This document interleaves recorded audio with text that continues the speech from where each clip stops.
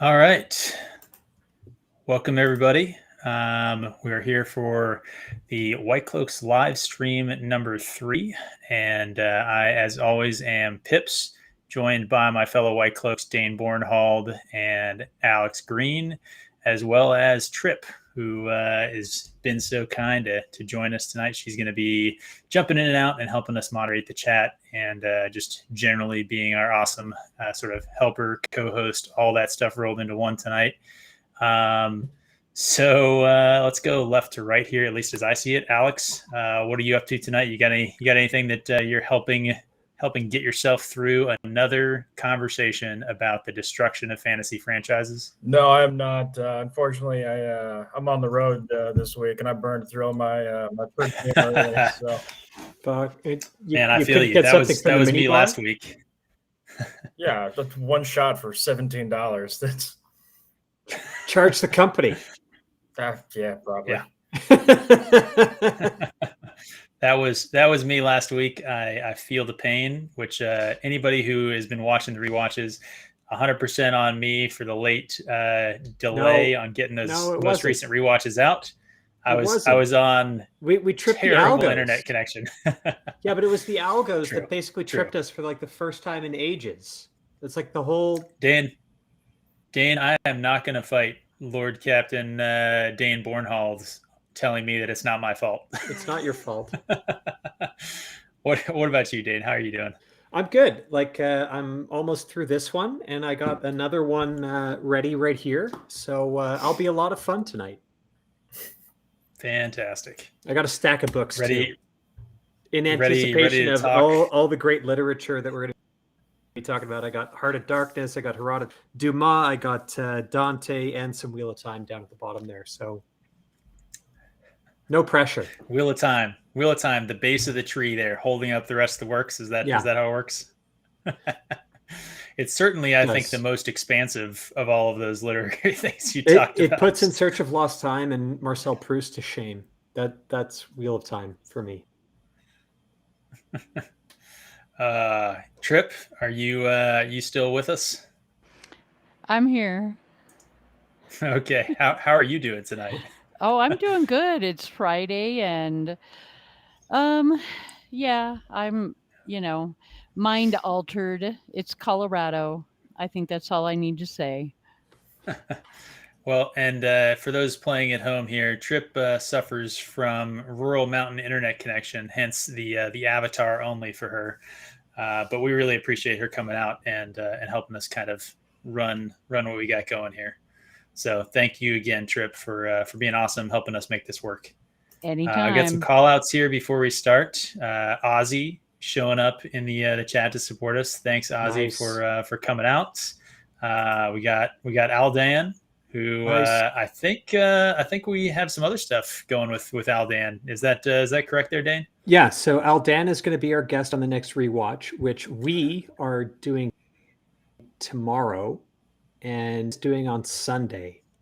Although I'm not sure if it's already Saturday where he is, but we're going international. More like I'm Canadian, you guys are all American. We could say we've always been international, but as you've said several times, Pips, like Canada's America's hat, really.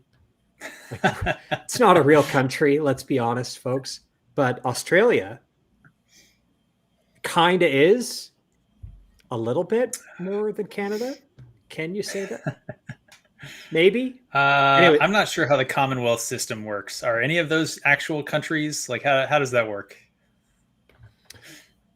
I don't know either. But I'm pretty sure if 9 times out of 10, if the U.S. says hop, everybody else hops. But no, but we're going to be more international than we've been with our previous guests in that we'll be getting drunk in the evening, and Aldan will be getting drunk in the morning in the future, the next day. Fantastic. The international dateline. It's a real magical thing. It is. All right. So here we are. We got this lovely picture here of our short-haired elves. I don't know. Did any of you guys actually watch the videos of this as they kind of came out? I watched the Disparu videos on all this, which are amazing. which for those of you watching this, go watch the Disparo videos. Honestly, there's probably several other creators you should watch versus us. We're gonna stumble our way through this and have a good time while we're doing it. Dude, But Disparo is up. talented. He's close to 50,000 subs. That guy and is is doing great work. Because but I remember subbing to him when he was sub 2,000. Like he was already monetized and whatnot, but when he was taken on Wheel of Time, he was below 2,000, and he's up to almost 50 right now. And he's like, that's halfway to the big leagues as far as I'm concerned. But it's because he does really, really good videos, and he's really taken Rings of Power to task. So if you want to see deep dive analytics on this show in particular, I think he's doing the best job out there. Yeah, and speaking of Disparo, go check out Salty Texas Sea. He just released another Fire of the Fandom, I think episode 5 with Disparo today. So Disparo hopped on and talked about his experience with Tolkien and the Lord of the Rings. So that was a good short video. Talked about a lot of the stuff that we're going to be trying to talk about here as well. But anyway, here we are, Comic-Con, the thing with the short-haired elves. The most just sadly dismissive, condescending answer, right? Like, I don't know. The question, what's with elves with short hair? And the show basically just laughed and was like, that's anyway. So the title kind of says the LOTR San Diego Comic-Con panel is a disaster. It definitely was. I mean, did you guys see anything in any of those panels that made you feel at all more confident about the Rings of Power, that it's going to be anything other than Wheel of Time with elves? Sorry, Wheel of Prime with elves. I think it's going to look much better. That is such a damn low bar. Like such a low bar, though. It is a low bar, but the writing is going to be worse. But I think it will look better, and which may be enough for some people. The word on the street is that 9-minute first age prologue is actually pretty decent, and then the rest with the two trees. Yeah, because apparently the first episode there's like a 9-minute prologue that's like the first age that covers the Silmarillion, right? So the trees, the forging of the Silmarils, the war against Morgoth, the Morgoth's defeat, setting up everything, and it's supposed to be an era of peace coming forward, right? Yeah. Yep. And so that's apparently passable, and then and that's supposed to be fairly Tolkien accurate, and then the wheels immediately fall off, and it just the car engine starts on fire, and it blows up and kills everybody. Yeah. It does seem, and I'm trying to think. I think this might have been the Disparo video. It was one of the other videos recently where it seemed like some of the leaks are starting to kind of come out to the effect that you're talking about. People are talking about, what we can expect to see in the whole show versus in the prologue and other stuff like that. And some of the leaks have really been, I think the commentator described it as like, yeah, we're going to see Galadriel and the Queen Regent of Numenor doing a like Thelma and Louise going out and attacking and fighting orcs and stuff like that. And it's like, cool stuff that literally never happened. These characters never even met, but we're going to watch. Hey, what did we say in our last rewatch? It was women affirming women. We're about to see that for 8 episodes of the Rings of Power. It's a call out thing, like the fingerless gloves. I'd be stoked to see fingerless gloves and Rings of Power, to be quite honest. There are BBC miniseries productions from the mid-90s that look better than both Wheel of Prime and Rings of Power. So definitely Wheel of Prime. I mean, the Wheel of Prime just looked terrible. I mean, there were like a few shots that seemed competently done, and I think we've been fair in calling those out as we've encountered them in the rewatch. but like so many of them, the lighting, the special effects, both practical and CGI, awful. So I watched the Salties interview with Desparu, and so this is what I really like about Desparu is he is a full bore Wheel of Time fan. Like I guarantee the guy's read the series multiple times, and he'll straight up admit like he's getting famous, at least online, for taking on the Rings of Power. But his real passion was the Wheel of Time, and that's what he felt he had to speak out about. But he notes kind of in the question about adaptations, the fan film, Flight from Shadow, and I hadn't bothered to look at it until today. And I'm like, okay, I saw some stills that Salty put up when Desparu was talking about it, and I was like, you know what? That actually looks half decent. It's a 28-minute film, and you can easily find it on YouTube. But holy fuck! Talking about the fan film about the fan film that's less than half an hour. Yeah, Dane, I linked that video in the description of one of our rewatch videos. But I was too lazy to watch that, and I'm just saying I watched it today because I had enough of this. And okay, if you could get past the Aes Sedai and the Myrddraal on the like desert sort of Shale Ghul sort of thing at the very beginning, it gets. But even that was better than the desert and the Aes Sedai that they fucking had in the show. Like, well, that was the reason we linked it in the first place. Is that low budget sort of like sort of fantasy cosplay? Yeah, but the thing is, we shouldn't be pointing to that as kind of like a low bar that people would hop. It's good in its own right.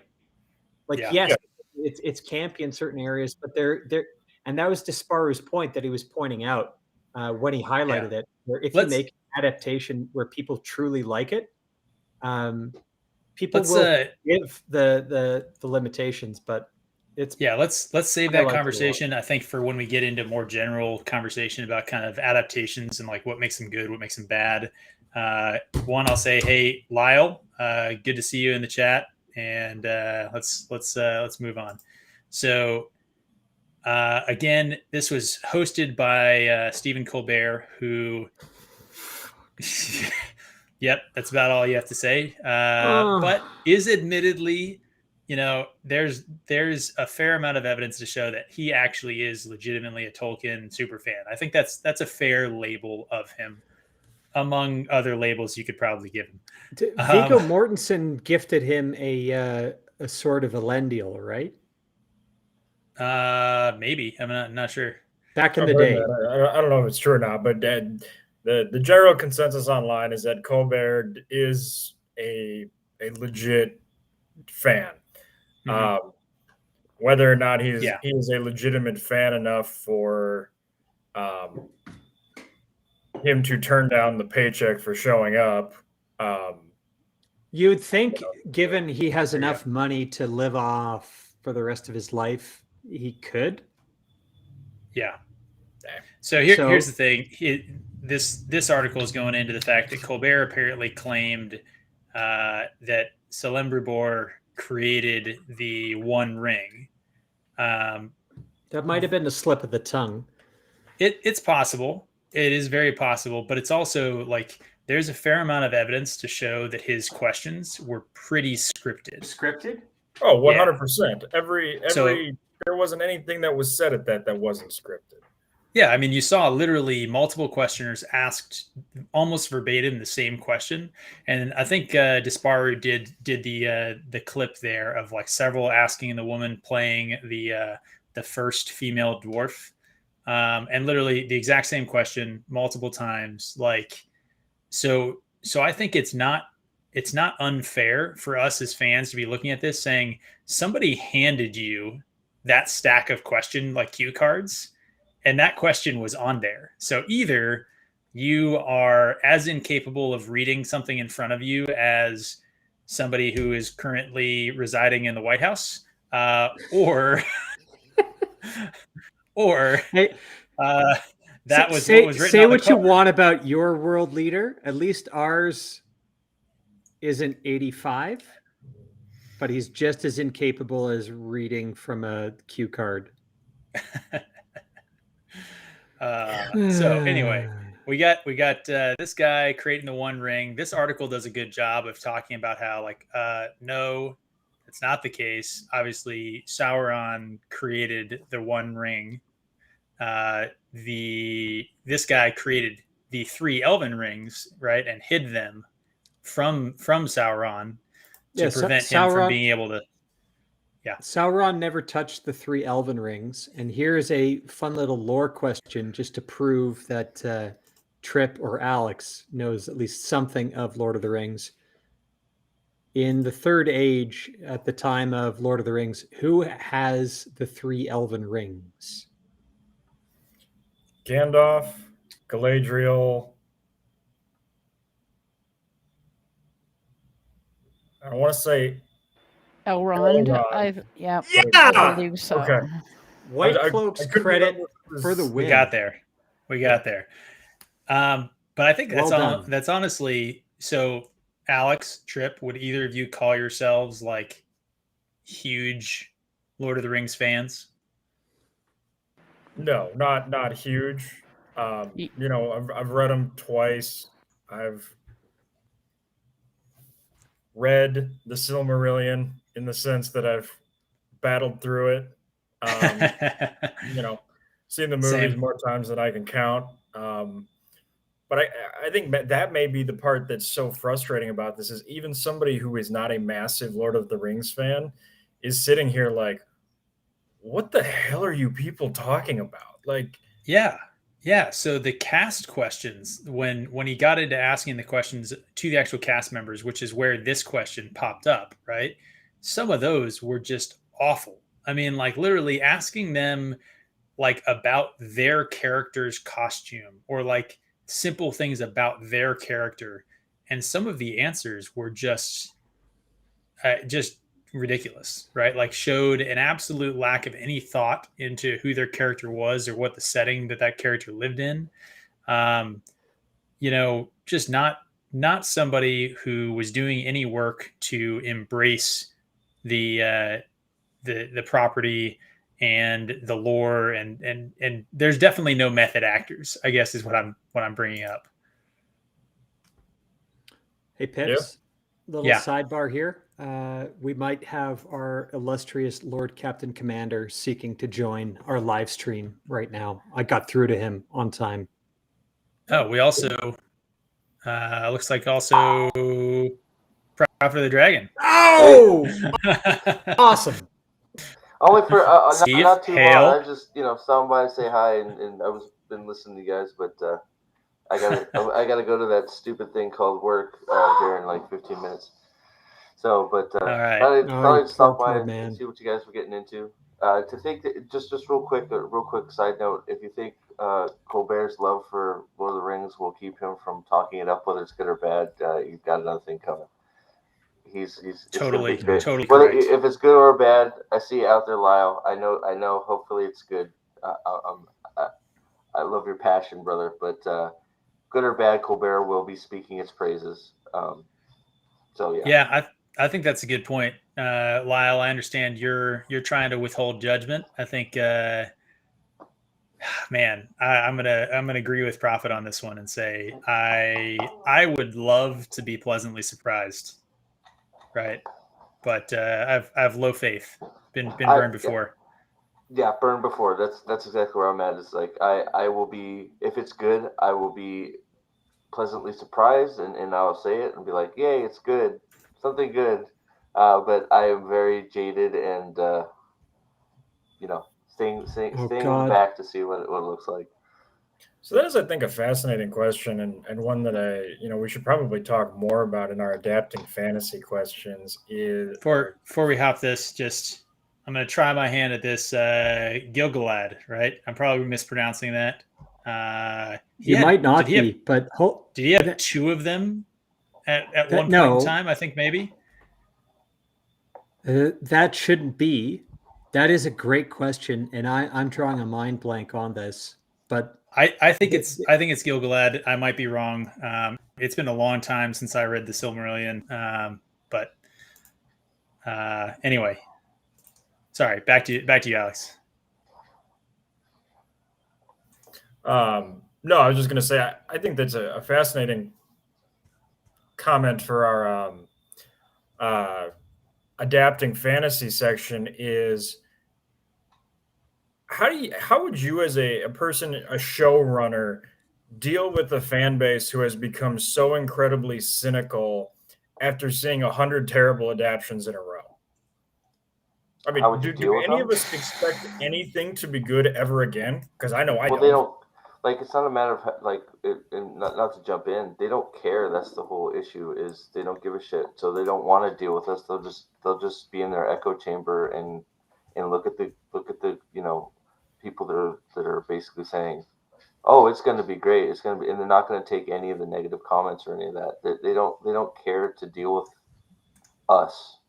And I think that's part of the problem is just like, I think that could make all their stuff better if they started listening a little bit to some of the negative and the constructive stuff. I'm not just going and saying the ones that are just going out, this is trash. I'm talking about the constructive feedback, all that stuff that they're ignoring that could help them make a better product. Steve, so when you talk about the constructive stuff, you're talking about nothing that we talk about on the rewatch. Well, no, I think the rewatch is all constructive. It just, we're at a point where we're at a point of no return with Wheel of Time. Wheel of Time has already utterly been destroyed. They need to have people like, well, not just us, but our viewers, the viewers in the chat right now. Anything said about Wheel of Time that makes fun of it is constructive at this point. At this point, yes, 100%. I'll concede that. I do see an S joining us. Is that our Lord Captain Commander? Yeah, what's up? Can you guys hear me? Yeah! How are you doing, Sneed? How is it going, man? I haven't talked to you in a long time. Yeah, it's been a while. I'm actually in the middle of a chess game. I'll be done in like 5 minutes.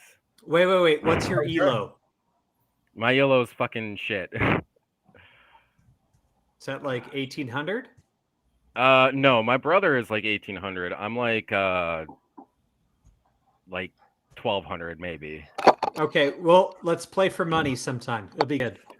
Yeah, we could try that. another White Cloaks watch party here, or live stream here, guys. No plan. We're just talking. Stock tips will be coming later. Yeah. You're stealing my format, guys. I'm the let's just wing this shit format. You guys are taking my jam. But well, chess, we're low efforting your low effort. Once again, proving that I am in the wrong crowd. You guys are way too smart for me. I play chess. I don't even know what the hell a helo is. I thought you were talking about a helicopter. Dude. Wait, is Easton there? Of course. Where else is Easton? He's on the couch. Yeah, bring it on, man. What's going on, bud? This is our stream. Come on into the stream. Oh my gosh. He doesn't want to. Easton, come tell us what you think about the showrunners for the Rings of Power, Easton. What are your thoughts? Huh?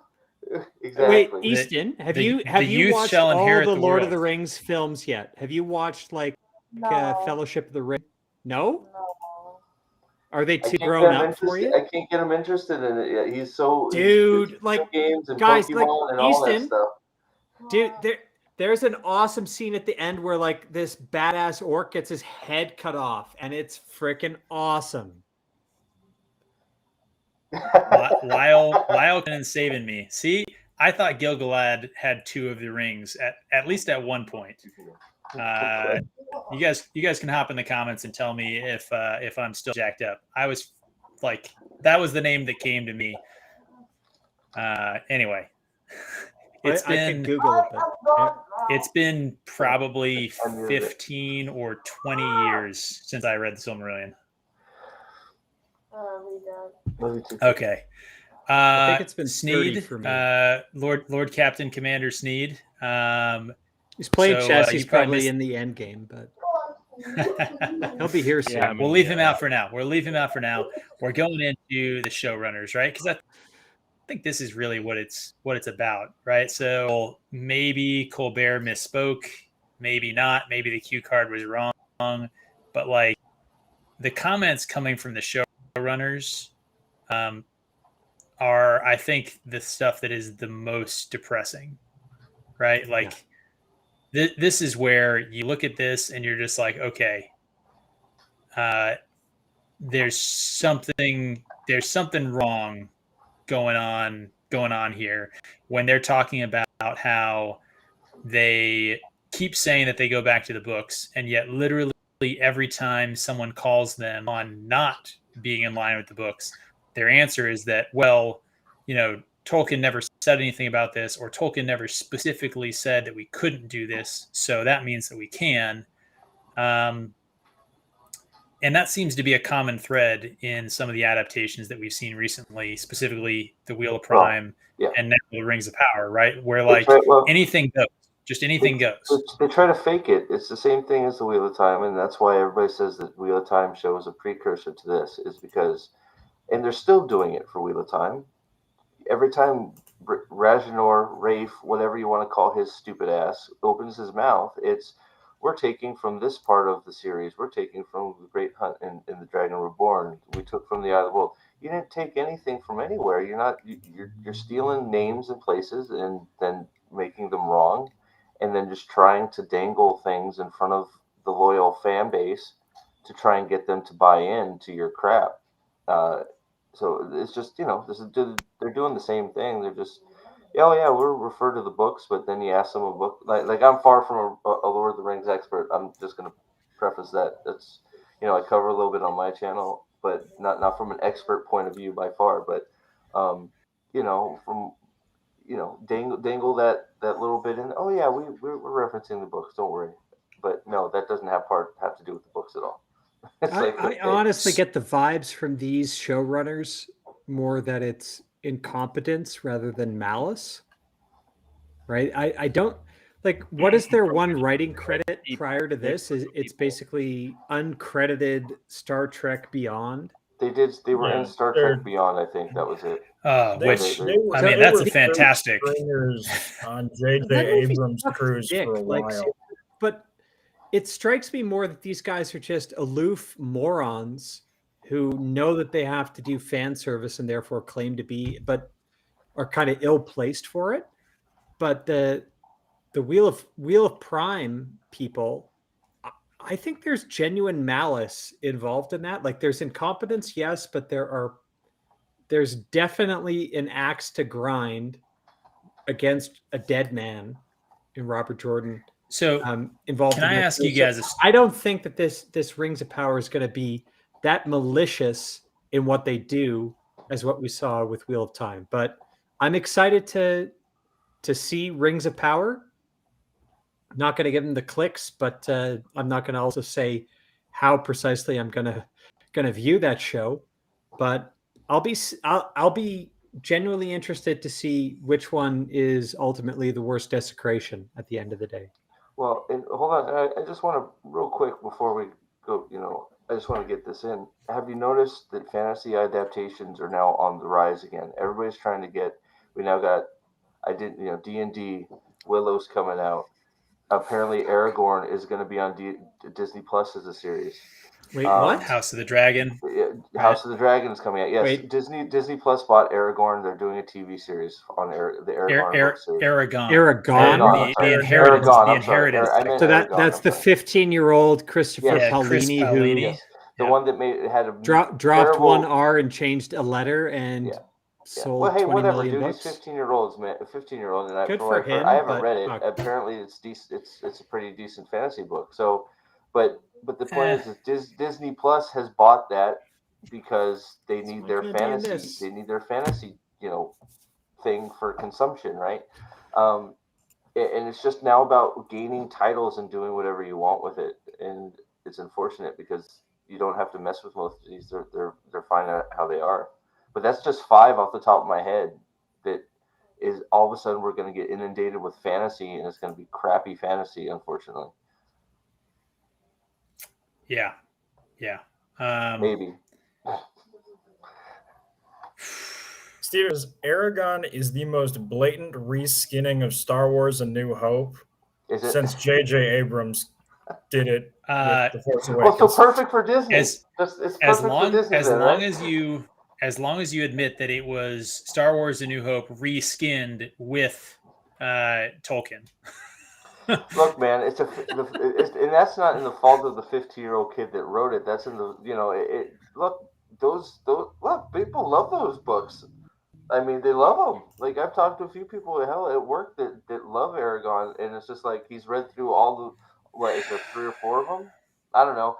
He's read through them 2 or 3 times, just rereading them right now, sort of like we do for Wheel of Time. So it's like they're loved in their own way. They may be, hell, you can almost argue stuff. Everything's a carbon copy of something else these days, but people love them just like people love, like, Sword of Truth. There's Sword of Truth people out there that are diehard Sword of Truth people, and for each fantasy series. And it's just, these, even if they're written a little wonky because it was a 15-year-old, I can't say, I haven't read them, but I mean, I'm just waiting for the Belgariad and the Malorian to be adapted next, and then I'm gonna, cry on that one too, because that was my first fantasy series. When was Your the last point is time well you made. reread Eddings, Steve? What's that? When was the last time you reread Eddings? I haven't reread Eddings. I read it maybe twice, and I was really young. I want to I want to do it again. I haven't done it. They hold up. I'd hesitate on that. I don't know if you'll the next time around, because I did that a couple of years ago. It's Eddings is so good when you're 10 or 12 in that kind of age range. I don't think he's that good as an adult. Well, I like He's not pretending. that great, but he's still fun. They're still fun books. Well, I like pretending I'm 10 point, or 12. So if that takes me back to being 10 or 12, I'll be just fine. Do you know what? If you pick him up and you read him with Easton, that'll be great. It'll be freaking fantastic. You got someone to read him with. That's super awesome. All right, guys. So I highlighted this line here. So from the showrunner, it's a really rare thing for an author, director, anyone making son of a gun. Stupid ad. Blueberries. I don't know how to tomatoes. I don't know how to get rid of it. Terrible ad. Tomatoes. Or basically the quote is that it is a rare thing to be able to make an art that is truly optimistic and positive and all this kind of stuff. And I just feel like in what world prior to literally the last 5 seconds of human history was an optimistic story the unusual type of story? The trope is the good guy always wins. The trope is, you have good and evil, and good shall triumph and evil shall sort of be thrown into the dust. That's like the story that they're trying to say that they want to subvert in all of these, new media adaptations, new media stories. And then for somebody to say that I'm part of the problem, I'm taking a good classic positive story and trying to deconstruct it and make my own thing. For somebody who's engaged in that to say that line, like, what? Like, gaslighting. I got a little right? bit of a different gaslighting take though here. Okay, because, Sneed, lay it on. In what world is the second age of Tolkien a happy, optimistic time period? That's okay. The whole point of the Silmarillion in the second age is it's like a tragedy. Okay. I'm going to say something that might get us canceled, so if we get kicked off here, but I want to get your guys' take on this. It's your fault. To the extent, it's my fault. To the extent that what you're saying is right, like a lot of tragedy, a lot of bad stuff happened there. Let's think about what it implies about the world to insert the most diverse, most expansive, most representative cast that's ever been shown in Middle Earth into the second age prior to the third age. Doesn't that imply some sort of terrible sort of ethnic cleansing genocide occurred during the second age? Like, these people inserted an ethnic cleansing into Tolkien lore. Yes, the term I've heard online for it is the Hobbit cost. So this is not something that I just recognized. Like, this is the thing that people have talked about. Yes, because there's also a Hobbit cost in House of the Dragon. So Wait, what? House of the Dragon, there's a bunch of black Valerians now, but that don't. They But don't how show are up they later, hobbits? though. I guess they're black. Explain the term they're- Hobbit cost. What's the origin of that term? it's just Holocaust, but for hobbits. Oh. But it's now a word that that now means basically any show implying accidentally that the racially diverse cast from the later made prologue has all died and been racially cleansed. Steve, do you got a bug out, buddy? Not yet. In a few minutes, I'm just shaking my head at the Holocaust. I'm sitting here half talking to my son because he wants to buy something, and I'm hearing Hobbit cost. I'm like, what is happening? We moved it to a whole new level. You're juggling like the modern parent.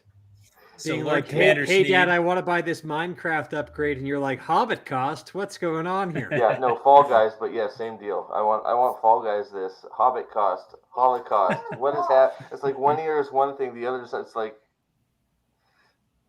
What? Easton, you can get that as soon as your streams of the Wheel of Time video game get your dad enough money from the views and clicks and advertising. Don't worry. You're probably only going to be halfway through the game before you get there. Well, I think we're over halfway, but yeah. Oh, all right. shit. Sneed, I interrupted your thought. You were talking about the second age not being the bright shining age. So you want to finish that thought? Does the Hobbit cost does that fit in? Well, see, that doesn't fit in because it's like the whole focus of it, and that's why I hate a lot of these prequels and sequels that they do. Is it's not really like adaptable to the cinematic universe. It's like, well, I mean, the end of the second age is like the fall of Numenor, and then like you have Lord of the Rings, where like says, don't forget the mines when we play Wheel of Time again. But like all this like stuff, it's basically just all this tragedy. The elves are dying and they're going away. The first men are failing. Like, and then to say like, oh, we're gonna have this happy, optimistic show. It's like, well, that's not what he wrote. He didn't write that. So the Fall of Numenor was literally the story of man turning away from the Valar, right? Yeah. So to the extent that the Second Age is an allegory for present modern times.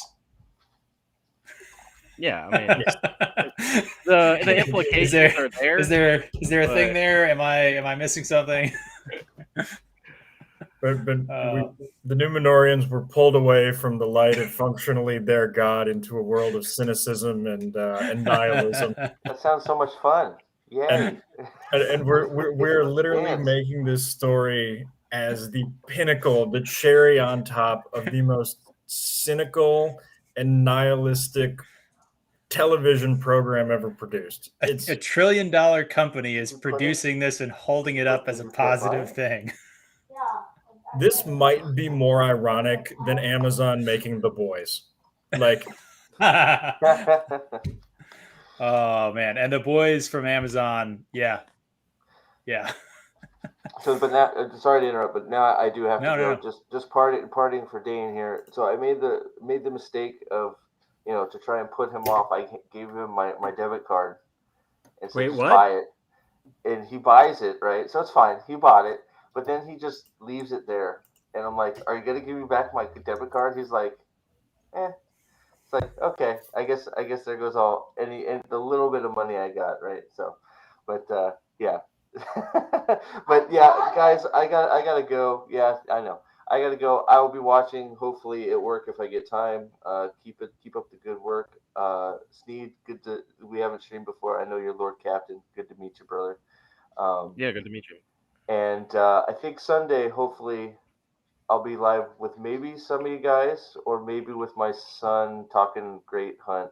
I haven't quite decided yet. That'll be good to watch. I've been stoked for that.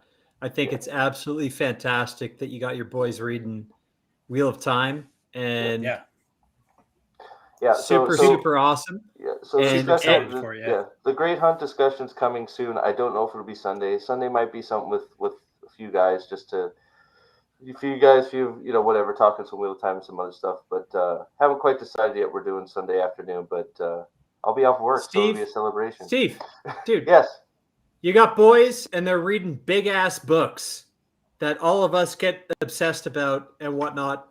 You're doing a good job. Right? I'm trying. Doing the best I can, sir. Let everybody, White Cloaks, salute. Steve is a good dad. I try, man. I appreciate that. Steve, I just want to say, hey, we just dropped part 2 of your rewatch with us, finishing up episode 4. It was a super awesome time. Thanks again for doing that with us. As always, you are super gracious and a great dude to have on. So thanks for coming on the live stream. Thanks for doing the rewatch. Anytime. Anybody who there's nobody who subbed us that isn't subbed to you. Go watch Prophet of the Dragon. Like, you never know. Us here, like 250, and then Steve at like 1100. Look, man, you guys will be up there before you know it. Just gotta get a little traction here or there. We'll get you guys there. So Easton, your dad's a good dude. Dean says I'm a good dude. Yeah, you are. Yeah. All right, Steve, have a good time at work. Easton, eat your vegetables. Eat your vegetables, Princess. Bye, guys. I'll hail the Lord Dragon. Bye. Hail. Bye. All right. Oh, that's so much fun. That's so Steve much is such fun. a great dude. Love that guy. Yep. There we go. Fall into decadence, began to enslave the men of Middle Earth, conducted human sacrifice, all that stuff. Yeah. Holy fucking shit. It got dark, right? Like I feel like the older history of Middle Earth is, I think Sneed, I think you're right about it being shiny. I'm not sure that that doesn't match my recollection. Yeah. Anyway, okay, so I highlighted this thing here. So we had the privilege of working with Tolkien scholars like Tom Shippey, who you fired. Fired the man. Damn. Like, I was shocked when I saw that comment when they were on the stage. I was like, wait a second. I literally just read an article that this dude got unceremoniously shit canned. The number one Tolkien scholar in the world. Oh, like, man. That Max, new Fall of Numenor book. Tom Shippey fucking invented Tolkien scholarship as it goes. Like, as a respectable thing of like, I have an English degree in something and I need to write about something. And he picks Tolkien, which was published in the 50s, and he's doing his dissertation in the 70s, want to focus on. Like, I could do the same thing for Robert Jordan, but it's not going to fucking happen because I'm a drunk white cloak and I'm not an English lit major. I gotta say though, mad props to the guy, right? Like the dude was what every shill wishes they could be, right? Just hired direct by the overlords, just right there, both hands on the teat, and then he just blows it all up to be like, screw you guys, I'm going home. Like he's Cartman, but Tom Shippey, I gotta respect it. You do, because like that's just it. Is it all those DVD box sets that you bought from Lord of the Rings, right? I don't know if you guys have them, but I have them all. I've got. Do you guys want to give me a second so I can show it to you? I got the green and the brown and the blue DVD box sets, and Dane, you don't need to whip them out. Very big, but it's like it's huge. The movie's 4 hours. Huge. It's so big. But the movies are 4 hours each, but the appendices are 8 hours each. So I have 24 hours of behind the scenes kind of bonus footage on all those movies. And Tom Shippey is speaking through at least a quarter of them. He is the Tolkien lore expert. He's the one giving the background about Professor Tolkien and his upbringing and what influenced him and this and that and all the rest. And he is the authoritative force throughout all of that. the other 25% is John Howe and Alan Lee and the art. And it's kind of telling. I think they got John Howe for this, but I don't think they got Alan Lee. Well, I mean, it's very clear. This all started sort of back in 2017-ish. And if you follow the Tolkien Foundation at all, that's when Chris Tolkien stepped down as the head and just became I think they call it like the literary, the top literary guy for the written stuff. So as soon as Chris wasn't in charge of the film stuff, that's when this happened.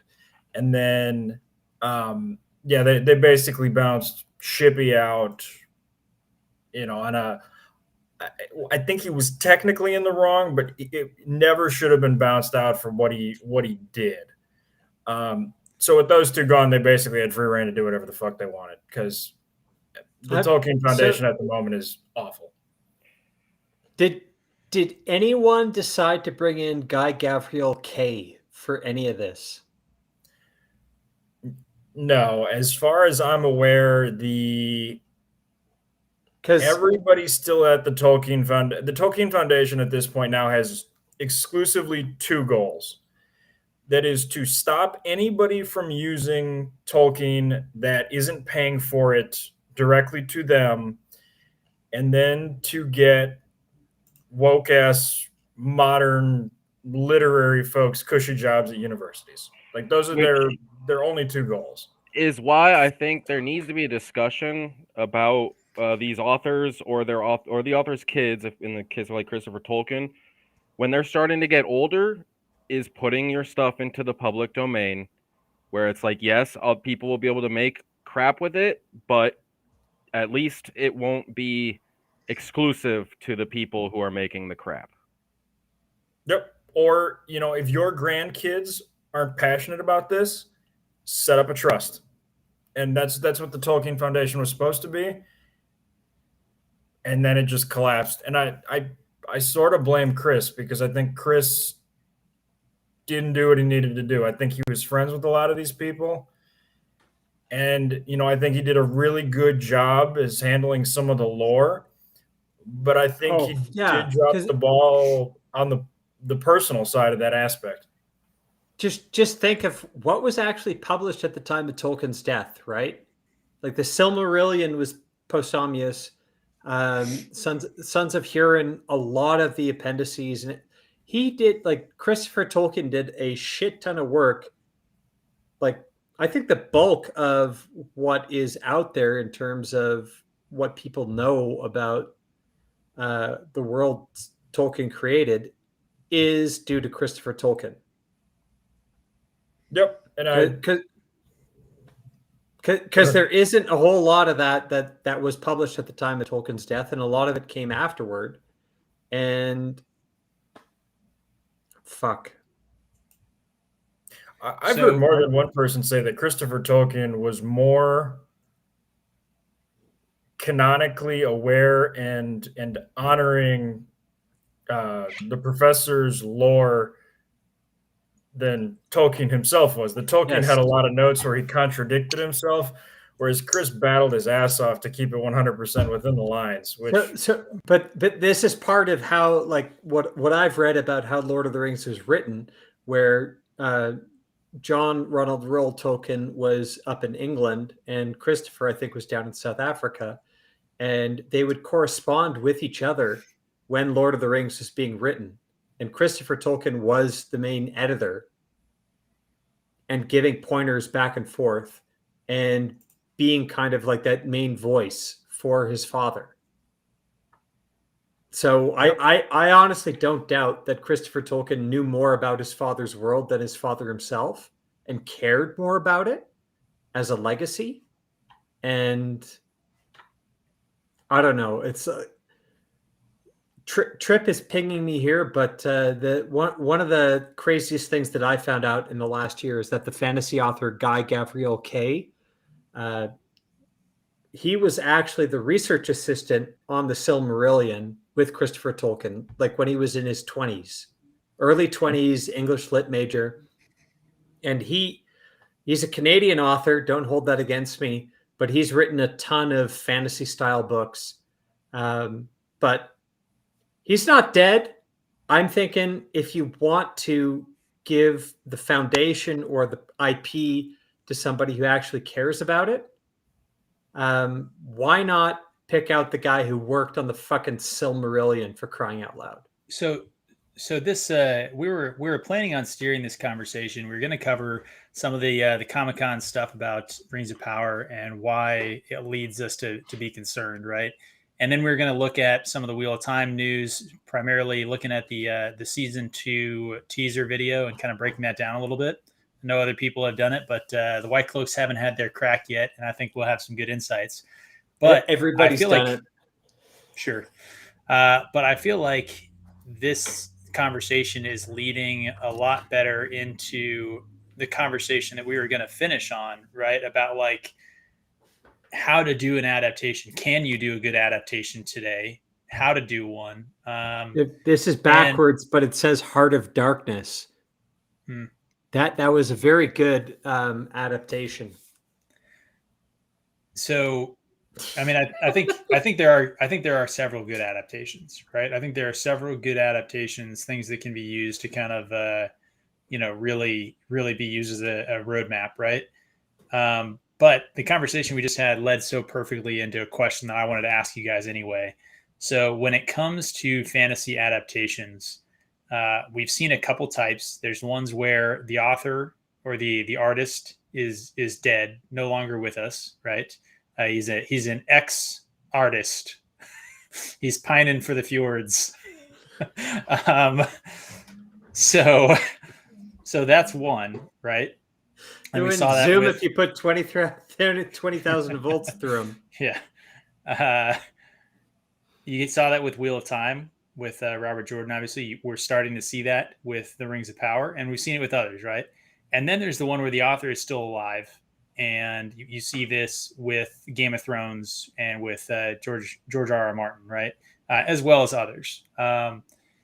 So my question when we're talking about IP and the rights and stuff like that, do you think it makes a difference in how an adaptation, how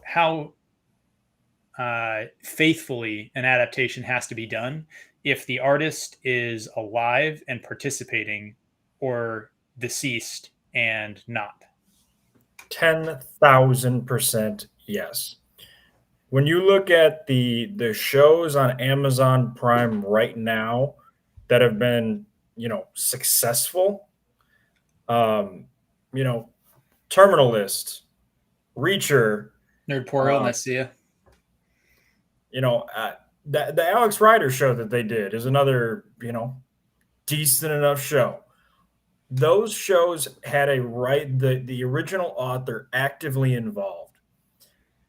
And, it's like a game of Chinese telephone. The writer writes something down, a showrunner reads it, and what they interpreted isn't what the author kind of intended. They get 80% of it, and then they do something, and then the audience gets 80% of the 80%. So by the time it's on the screen, you're getting 64% of what the author originally intended. Whereas if that author is involved, you get 80%. You don't get the D- score.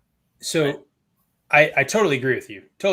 But I actually was asking kind of a different question. So House of the Dragons is getting flack online, just like Rings of Power is getting flack online in terms of faithfulness to adapting the lore, right? Good. We brought up before the Valerians, all that kind of stuff, right?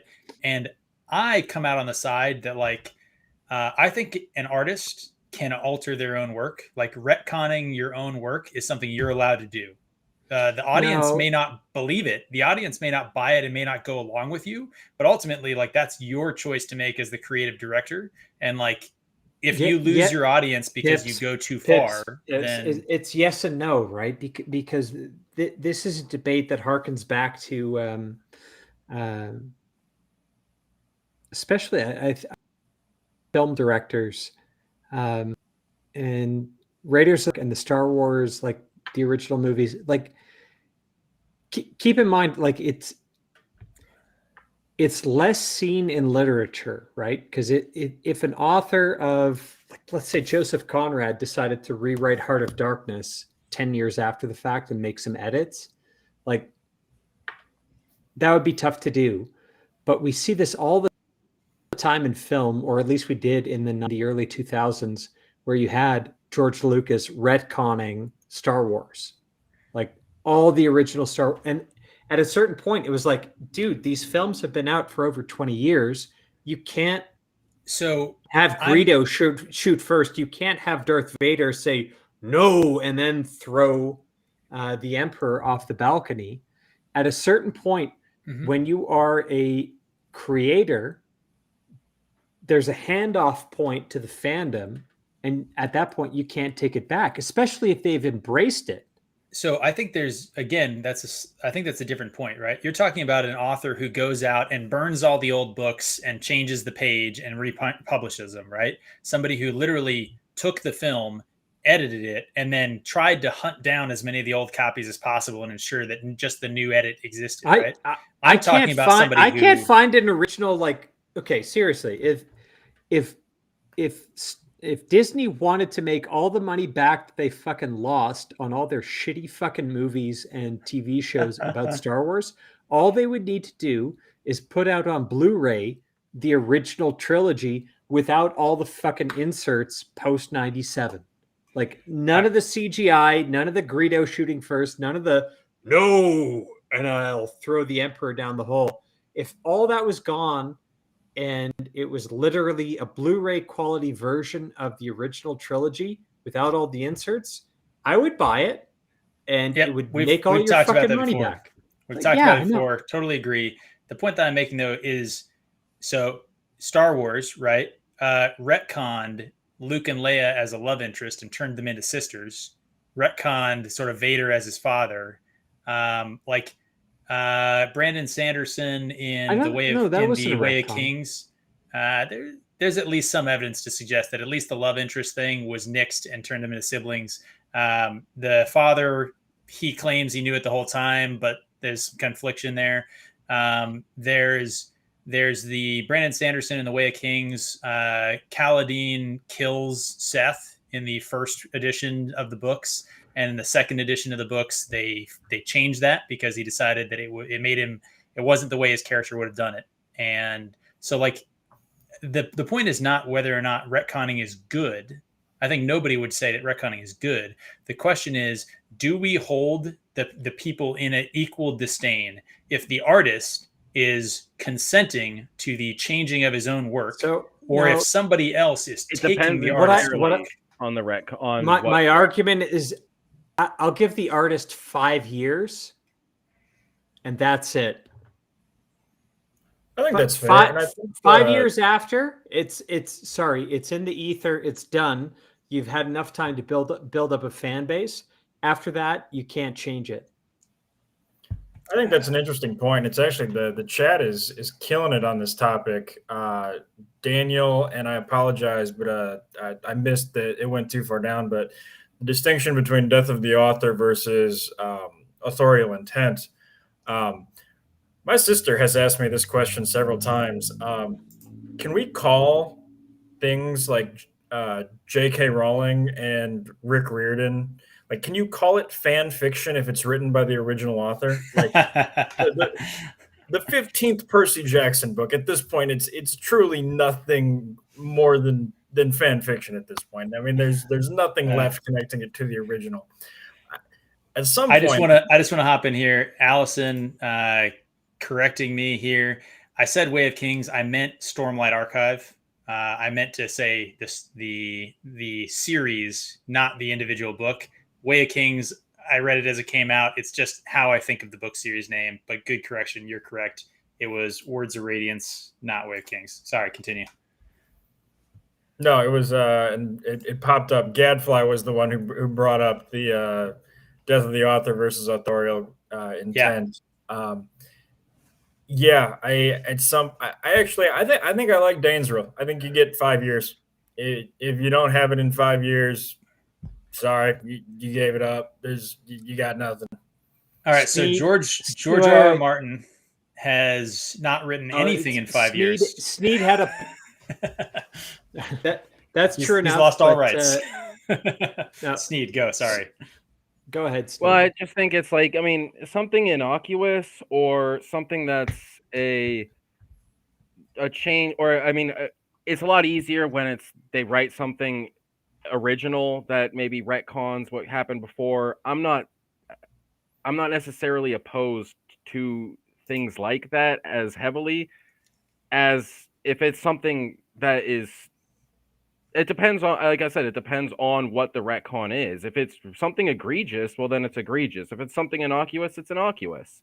Like, I'm not necessarily concerned with the purity as much when it's the author. I'm not concerned with the purity as much as I am with just the quality of the product. See, I think this comment here and kind of what you're saying about like more concerned with the purity. Obviously, there's some authors that go so far that like it's hard for me as the fan or as the audience to be able to kind of like accept that it's their books, right? But I do think that like the whole death of the author sort of thing is like, it's called death of the author, I think, for a reason. When the author dies is when the author surrenders the right to control their own work. And so I get you guys' 5-year point, but I don't know. I think this point here, you either respect private property or you don't. Like, it's the reason it's called intellectual property. Like that is theirs. Like it is their world. And if you don't like what they did with it, make your own world, you know? That's what I'm doing. Alternatively, though, there is a point to be made here. The author does not control conversation around their work just because they wrote it. So at some point, if the majority of the fan base just says, no, that's stupid, you know, it's not like the author has any authority to sort of, you know, control that conversation. I totally agree with that. And that's kind of what I said, that like the author can retcon something to the point where the audience doesn't go along with him. And the audience could just sort of headcanon and be like, nope, like, great, you wrote those words, but like, that's not the world that I choose to sort of inhabit in my head. And then, you know, now it doesn't matter what the author says, you are in your own sort of world. But I think the author still has the right to do that with their art. It's kind of, I think I said this before, like Banksy put one of his art pieces up for auction, and then when it sold, the frame was set up where like the gavel landed and it started a shredder in the bottom of the frame and literally just shredded the art into pieces, you know, little confetti, right? And it's like only the artist can choose to alter or destroy their own work and get away with it. Anybody else, that's defacing something you have no right to touch. That's a terrible example. Yeah. As soon as the person bought it, it became his property. Banksy had no right to. Except it was timed before the sale was announced. So gavel lands. I think it was public knowledge that was going to happen. That is possible. I know the person who bought it was not upset by it. All right. Yeah, I mean, other example, but it's only because I'm fucking loaded here. But what about Ai Weiwei taking a priceless Ming vase, getting up on a stepladder, holding it out, and then in a series of photographs, letting it fall and crash to the ground, breaking it? To me, that's criminal. See, I agree. But he photographed it. It was art. This is different. But this is different because, for example, the other example I've used is like, I can buy, if I was the richest person in the world and had all this money. If I was Jeff Bezos, I could buy the Mona Lisa, right? Now, if I took the Mona Lisa and set it on fire, honestly, I think that I would. Honestly, if you're Elon Musk or Jeff Bezos, you could not buy the Mona Lisa from France. You can't. That's very possibly true. Maybe they've considered it priceless. Who knows? But my point is that, like, just because I buy a piece of art that is somebody else's doesn't entitle me to destroy it, right? It does legally. It entitles me to destroy it.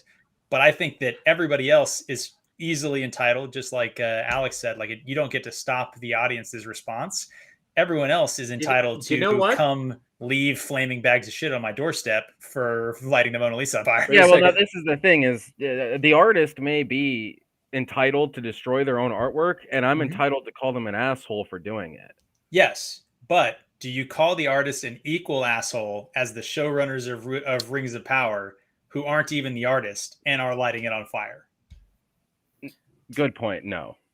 See, this is a fascinating conversation, and it's one of those things that literature is having this conversation later than sports, because sports has been having this conversation for a century now, in the sense that, you know, if somebody owns a team and they are intentionally making the team shit to save money, you know, they don't want to win, they just, you know, they're just trying to be the most profitable.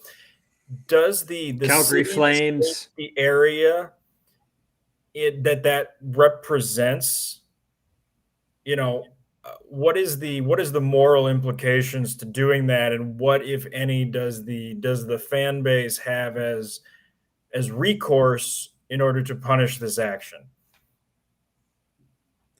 Not watching. Yeah, and that's, well, that here's another fascinating point. This is brought up because it's the Washington Redskins football team, communists now. So in the case of the NFL, a team is profitable before they sell a ticket, before they do anything else, just because the national television contracts are so large and all that revenue gets split. So there is nothing that any Washington football fan can do to punish. Mean Redskin football fan? Yeah, the Redskins, the you know, whatever you want to call them. So I find it interesting when, you know, because usually I feel like literature is very, you know, highbrow, high-minded. That, you know, you guys have this conversation first, and then sports comes later. But in this instance, literature is reaching into sports, and I find that interesting. Okay, so first of all, again, comments crushing it. So interesting discussion about the erasure of history through private ownership. I think some of these comments have been dead on about how this is a hard problem, right? Like we have history, we have, you know, potentially priceless things, and I think all art at some level is priceless in that, like, to the people who value that piece of art, it's sort of irreplaceable, right? Experience is priceless. Pips, you took a photograph of it. What are you complaining about? Just like Massara saying, you always have the books. What are you complaining about? But see, I would say Massara is wrong because she is not the artist. They don't get to take a shit on Robert Jordan's books and then close the pages and kind of do this and hand it back to you. But no, she did. She did. She did. And we all know it. My point is, Massara, we named you Massara as a fucking Forsaken because you did take a shit on books. You did it. So you're a shill. You're a terrible person. Dane. And you know what? Damn it, Dane! I'm gonna mute you. Dane. Watch this. I really don't. The point I was trying to get to is, for the people adapting things, right? We're trying to get back to, like, hey, can you make a good adaptation? How do you have to make a good adaptation? To the people who are trying to make an adaptation, if the author is dead, what is your incumbent responsibility? I would say faithfulness has to be priority one, because whether or not the artist has the right to change their work, which some of us disagree about, right? You, as not the artist, I think, have no right. Like the rights that you purchased legally. 5 years. 5 years. I have a question though. Yeah, go. When you say faithfulness, you do mean faithfulness to the spirit, right?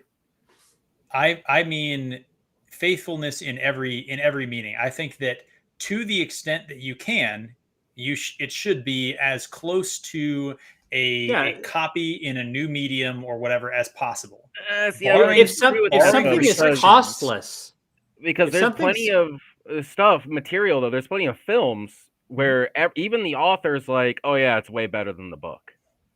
It's way better than the book. I'm going to bring up a hypothetical for you, Pips, and you tell me if you think I'm on a line. Okay. You're out of We're line. adapting Wheel of Time. Yeah. How much of Crossroads of Twilight are you keeping? So this goes into the question, or the thing I was going to say is there are limitations in an adaptation, right? So if I gave you $10 to adapt the Wheel of Time, you would have to do as much faithfulness as you can for a $10 budget, right? If I give you unlimited money, then you should be doing 15, 22 episode seasons, and you should be crushing it, and so on that end of the spectrum, all of Crossroads of Twilight goes in, right? Yeah, and not only that, by episode or fucking season 5, you're getting Pavara. Now, right? That's what would happen is basically if you give an unlimited budget, all the plot threads that was kind of in book 8, 9, 10 go simultaneously. You fix the time problem. Yeah. Right? It doesn't feel as jarring, and you get everything that ultimately happened.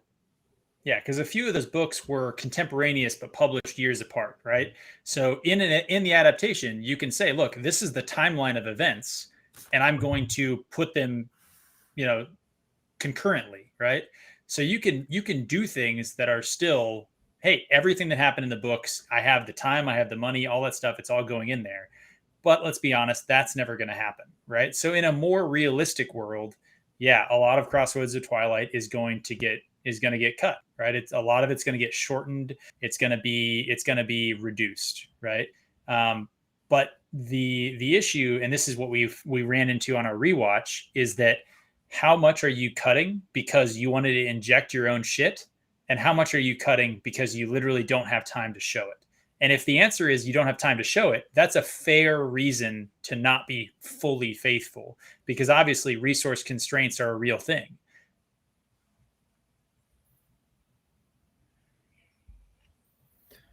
I guess I would say is what if you can improve, basically, what if you can improve upon the story? This might sound like an arrogant thing to think, but what if you can improve upon the story in the context of the medium?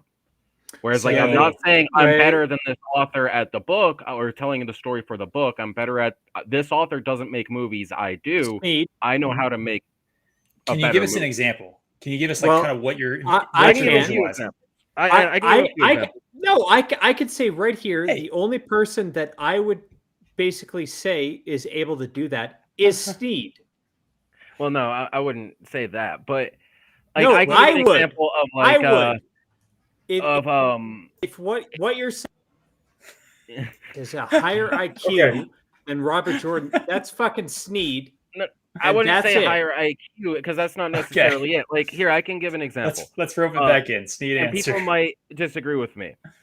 In the third Harry Potter movie, J.K. Rowling came to that director with a whole list of things that she's like, you can't do this, you can't do this, you can't do this. And he was like, fuck off, you don't know how to make a movie. And he made a better movie because of it. And I'll even say, and people might disagree with me here, I'm a huge Cormac McCarthy fan.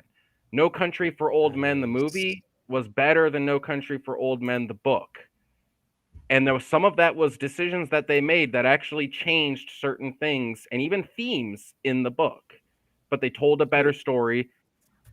And even if you disagree with that, the holding to the story may have harmed the movie. And if they're making an individual piece of art of the movie, I think they should have a little bit of leeway to be like, hey, I'm gonna make a good movie, whether that's exactly faithful to your book or not. Sneed, Heart of Darkness, Apocalypse Now. Yeah, so it's a good example. I guess I'll double down here. Let's talk Eye of the World. There is about 10 times as much dialogue, spoken words in the book compared to the show. Mm-hmm. If we were to adopt every conversation that they had in Emmons Field, you would want to put a gun in your mouth by the third hour. So to that extent, actually, I think we have a good example of what a faithful adaptation of a book actually looks like, because we have the Eye of the World and we have the Eye of the World graphic novel that Robert Jordan was extremely closely involved in, and dialogue was cut between the Eye of the World, the book, and the Eye of the World graphic novel because of exactly what you just said, right? But that's not he didn't remove events from the story, right? They dialogue that was necessary without a visual to see. You had to have the characters say, and you had to have the narrator describe things that don't need to be said or described when you're seeing it. That's I think an adaptation that is a function of the medium being adapted. I don't think that goes to the fairness or faithfulness. I think that is just the medium is different. There are different rules, right? It's kind of like it's not necessarily an unfaithful adaptation to cut out inner monologues from a book going to a movie. That is a gray area in so many ways, in the sense that there's this is all just drunk Pips's opinion. I mean, come on. I was going to say there's. Are you drunk? No, I'm fucking cold. First of all, I'm just going to call out Stephen Price here. The Princess Bride, greatest movie of all time, bar none. Fight me. I mean, it's not the book. The Two Towers. Yeah. No, Princess Bride. Sorry. Jordan was a big fan of the Lord of the Rings, especially the films, which was his favorite. I don't know the answer to that one, Dan. I feel like if anyone's going to know this, it's you. Wait, did I say that? Lyle's question. Lyle in the chat. Oh. I feel like Jordan would be a Fellowship guy. The Fellowship of the Ring is objectively the best movie of the three. You think? Yeah. Sneed is the only person I've met that's smarter than me, so I'm not going to disagree with him. I mean, you can disagree, but I think it's rewatching them. I think that's pretty. When I first saw them, I was really young, so I thought, oh, Two Towers, the battle is so cool. Return of the King, it's the end of the series. Like Fellowship of the Ring is the best one. Yeah, Fellowship of the Ring is exceptional. I will say that Fellowship of the Ring has probably the best arc, in that Boromir's arc is fully encapsulated in Fellowship of the Ring, and Boromir's arc is probably the best character arc in the series. Anyone who's watching Salty Texas Seas, Fire of the Fandom, one of his guests brought this out. Boromir's arc is sort of like human nature, that Boromir was a good man but was human, and the humanness is to be tempted, and the humanness is to fail, and yet his failure didn't prevent him from being able to redeem himself and having redemption, which is also, from like a cultural and religious perspective, is also what it means to be human. So Boromir and Tolkien's story of Boromir, fantastic. I mean, so good. Like that, amazing, fantastic. Like, it's okay. I have been in 3 fights in public in my life. The last and one of them was about Boromir being the best. Legitimately was. The conversation started out. Somebody said something about, I forget what. Kyle Lowry is the Boromir of the NBA All-Star team, and my friend. Oh, damn it, Foy, stop messing with the chat. You guys met Foy. He was he's a massive Lord of the Rings fan. Verbally disagreed, and that led to about a 20-minute conversation that had eventually ended in shoving and people getting tackled to the ground. So all right, so we've established that Alex now has the best Lord of the Ring fan cred of any of the White Cloaks. I don't know. And Daniel, we're honored to have you on here. That was a fantastic segment.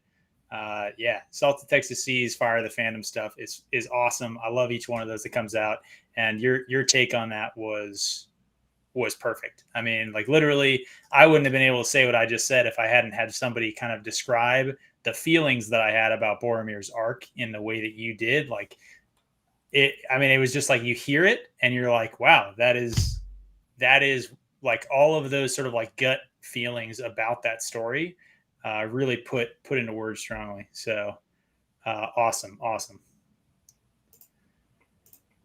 Yeah. Man, I feel like I've kind of lost where we were going here. We're talking about adaptations. Okay. Is it possible in the age of sort of modern adaptations and sort of like the politics injections into everything, right? You can't make anything in Hollywood without politics in it, seemingly nowadays. Can we still adapt classics of literature?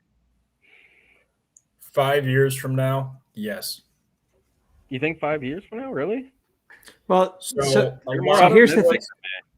A lot of what is ruining what we're getting now is that television runs typically 2 years behind culture. Because of the pandemic, it's now 2 to 4. Think about the big political things that were happening 2 to 4 years ago in public culture. We had the Me Too movement, and then we have hashtag justice for George Floyd. So those main events were in the minds of the writers that were writing this shit. So we just got to flush all of that garbage out of the system. And once that's done, hopefully we have a hard reset. And with things like, Top Gun Maverick and Terminalist doing well, and then Disney's Phase 4 being a disaster, and hopefully Rings of Power being a disaster. Because if Marvel, Star Wars is having issues, and Rings of Power fail, I'm not sure you can send a more clear message than that. Because that is the biggest thing that Hollywood has to offer right now. And if fans reject those three, something's got to change. Do you think fans rejecting it is enough? I think we talked about this in the last live stream. So, like, if you look at the downvote ratios in Rings of Power, like the downvote ratios are huge, right?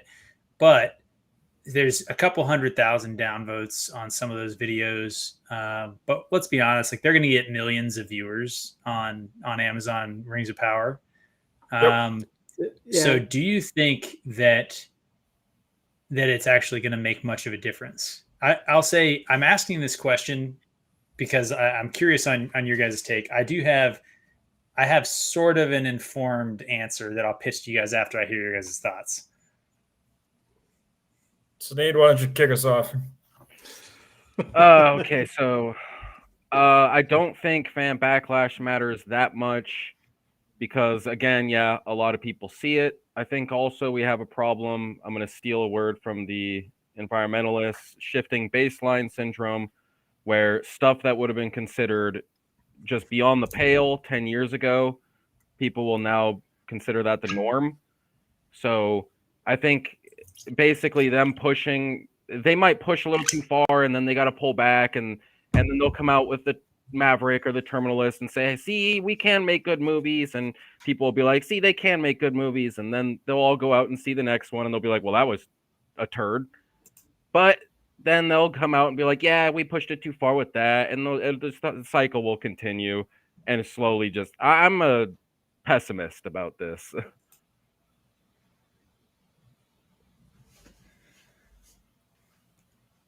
Yeah.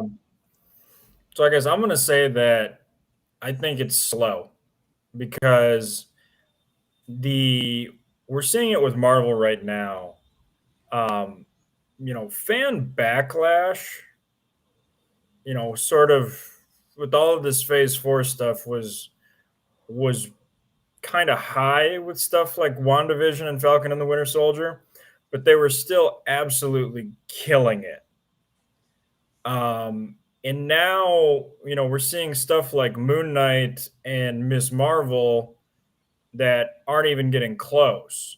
And, seeing the fall from The Mandalorian, regularly hitting 30 million minutes watched to seeing Kenobi not even getting 12. That tells me that the fans do check out. It runs a little bit behind the most intense verbal criticism, but yeah, people do check out eventually. Well, here's the thing, and the one hope that I have vis-a-vis Rings of Power is anyone who wants to know anything about what to expect has kind of cued into the Wheel of Time fandom. And the Wheel of Time fandom is saying, don't fucking watch this show. You got the same director for 4 of your fucking 8 episodes. Like, yeah. Oh God, this is not going to end well for them. Like, if you are a clueless Tolkien fan who thinks that this is semi going to be halfway representative and halfway digestible, you haven't been paying attention. Dude, that fan base is fucking hardcore. That fan base is not the Wheel of Time fan base. That fan base is. So if I can offer, based on the fan base hardcore, agreed. If I can offer what might be a little bit of hope to people, so I think we can make a difference. I think we see it in the Wheel of Prime, right? They've already admitted to making changes that were like demanded by angry fans. I don't think they're going to go far enough. I don't think it's possible to go far enough, but they've shown that they actually do listen to the hate, right? No, they don't. The only reason they do when they're losing money, right? But here's the direction I want to go. I'll give you your time at the end here, Dane. the point that I'm trying to go, and Dane, you're an economist guy, right? So you might have heard of this concept, the tyranny of the intolerant minority. And the perfect example of this is kosher soda in the United States.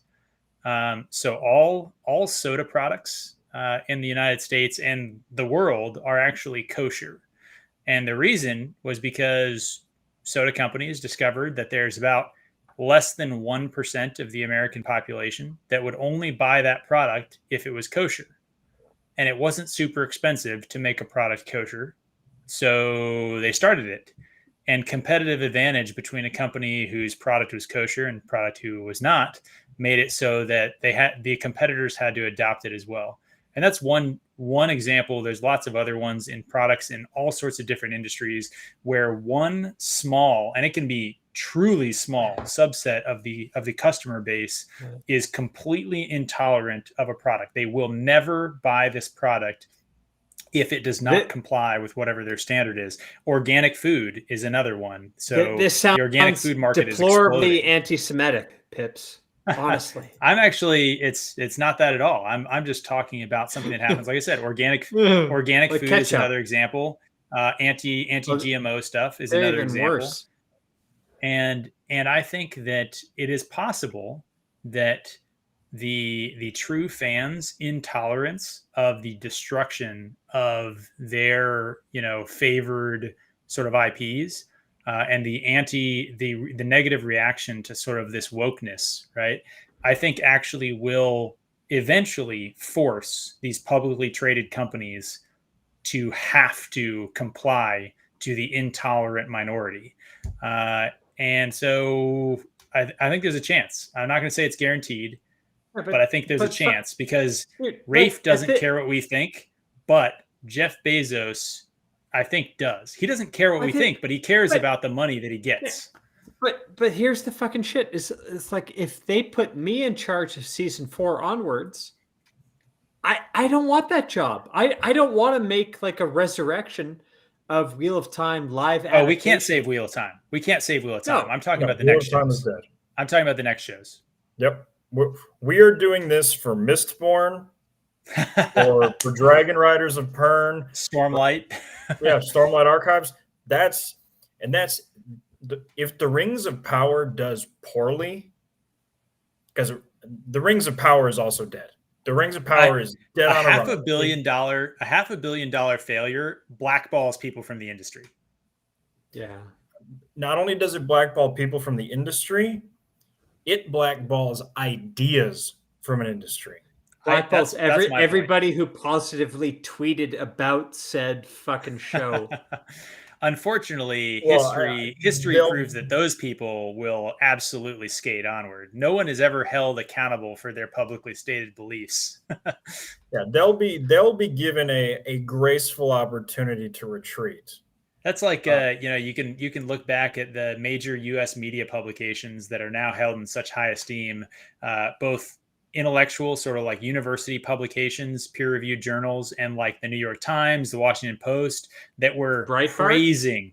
praising Nazi Germany in 1937, 1938, talking about it being a socialist utopia. And nowadays, you can't even find those articles. So you have to look at dusty sort of books to find those in the footnotes. The other reason that I think it's going to change is that I think large corporations are just going to be straight up out of gas. I'm looking at Marvel Phase 4 right now. What the hell is Marvel Phase 4 rolling out? Phase Marvel? 5. Didn't you see from San Diego Comic-Con? Phase 4 is over. Don't think about Phase 4. Phase 4, the past. If the past is gone, kill it if you have to, or whatever that trash is. Yeah. But the last Marvel thing I saw thing. was Infinity War. So what the fuck has happened since then? I saw the new Spider-Man. It was good. That's the only one that I've seen since Infinity I'm with you, Wars. Dan. I saw Infinity War and called it. I only watched Spider-Man because of the drinker. The drinker said it was good, so I watched it. It was good. All I give a fucking shit about is the fact that Big Brain Sneed is reaffirming me as being James, the second smartest person on this fucking earth. Fuck yeah. This is where if I was drunk, I'd make a joke about women affirming women, but we ain't women, and you should start fucking drinking. Alex, I love it. I love the intensity. Okay, I don't know. Does anybody else have anything to say about adaptations in the modern environment, or should we? I do. Should we look? Okay, let's do it. Otherwise, we're rolling to Wheel of Time season 2 teaser. Oh fuck! Are we still have that whole thing to do? Oh, Sneed hasn't seen it. Oh god. All right, we're gonna. Dude, I've been out of the loop. Okay, let's do this. We're on to topic 2, even though this is hour 4. Or is it? This is a classic White Cloaks sort of situation here. Yeah, that's how it works. Oh man. All right, are you guys seeing my YouTube here? We're gonna attempt to do this without getting banned, and by that I mean I'm gonna be playing and pausing and all that stuff. So I'm gonna try and full screen it. You guys tell me if this is still looking okay. Does that look reasonable? Yep. It's all black, but okay. All right. Dudes with cameras. That's fine. Oh, there we go. Ew. Okay, so the one on the right, Avienda. The ones on the left, middle. Middle. Fair. Wearing armor, though she shouldn't. The two other ones there. When we first met Avienda in the Dragon Reborn, she had 3 other people with her, and one of them was the one Nynaeve healed. Is that correct? It's correct. I believe it was Bane. and Shade. I thought it was 2. Yeah, so I couldn't remember if it was 3 2 and 1 injured. Or... It was 3, 1 injured, and she ended up dying after they came to rescue them. And Nynaeve the Fade killed her. Yeah. Okay, so this, could be them. Obviously, desert scene. Obviously, or wait, are they in the waste or out of the waste? I'm saying in this shot is obviously a desert scene. So, Dean, we were talking about this before we went live. So, let's just say we'll see this from later in the shot here, that the desert is something that is apparently common throughout the season. How do we feel about that? Yeah, call someone wetlander when they're from a fucking climate just as fucking arid as the waste. Like, the fuck is wrong with these people? Oh, but Morocco. I could stay at a hotel in Morocco and get my dick sucked by like 25 fucking Okay. I would say it's too early to show the ale in the story, but they're not following the story anyway. So. Yeah, but well, they're combining season 2. They're combining 2 and 3. So Foame not and Tier are the necessarily same place. They're combining seasons 2 and 3. They're combining books 2 and 3. Or I'm sorry, books 2 and 3. Which is it can't work, but that's fine, I guess. They'll try it. Desert in books 2 and 3. Yes. Good point. They don't. I just like I think I saw the same pair of pants at Old Navy the last time I was there. I'm not complaining about the non-visible panty line. That I yell's a fucking whore. But let's go. What do you guys think about no spears, no long-bladed knives? These shufas don't really look like shufas to me. I don't know. A shufa is supposed to be wrapped. These look more like a sort of like hood. Yeah, and they have fucking chest armor. Like they do. Yeah. So well, luckily we know that armor doesn't do anything in the World of Wheel of Time. We saw that in all of season 1. So it's not real armor. It's just for show. Yeah. Daniel in the chat makes a phenomenal point. When Rafe read Wheel of Time, he thought Aiel meant Dune Fremen, which is so funny. These are still suits. I mean, yeah, and we have no less than 4 letters from Robert Jordan saying they're not Fremen. Yeah, like that I intentionally made them exactly the opposite. Yeah. Okay. Anything more about the utter lack of weapons for Aiel? The fact they're sort of squaring off for some kind of reason, even though they're all maidens and they would never fight each other, but their posture looks like they're squaring off. Only one thing is, so I know this is Aiel smart in the middle between some type of thing, but just look at her nose. And is there a line coming from her cheek to her nose? Yeah, that's her hair. That's her hair waving in front of her face. So it's not a still suit? It is not. No, it's not a nose plug. Which I will say that contrary to previous images that we've seen of her, where it seems like a lot of the pictures of her, she had like dreadlocks or braids. Her hair seems fairly like finely sort of wispy in this shot. So they might have done loose hair. I think Avienda has her hair cropped short though. Yeah, that's true. That's a good point. I was going to give him credit for the spear.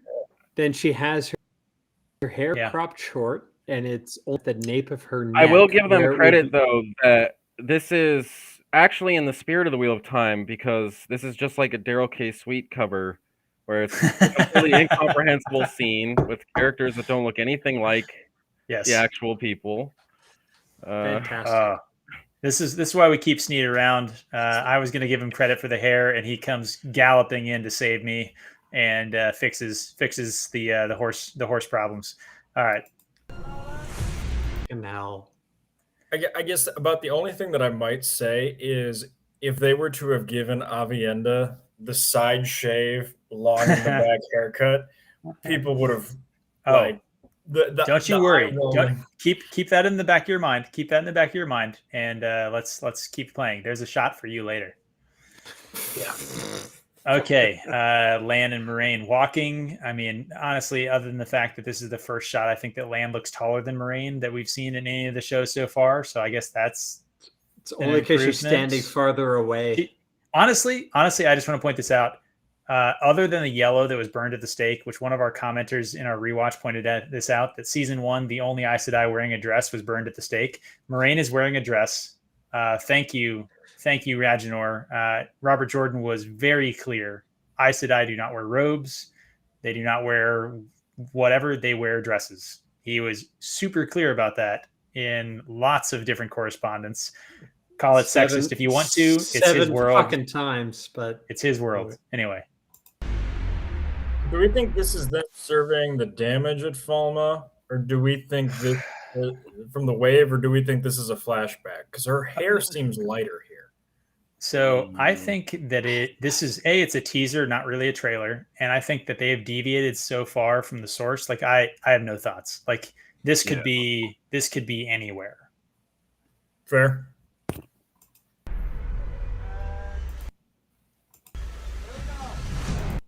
There we go. Finally some representation. You know what, guys? I've said some things about representation before, but I can really see myself in this shot here. There's wait.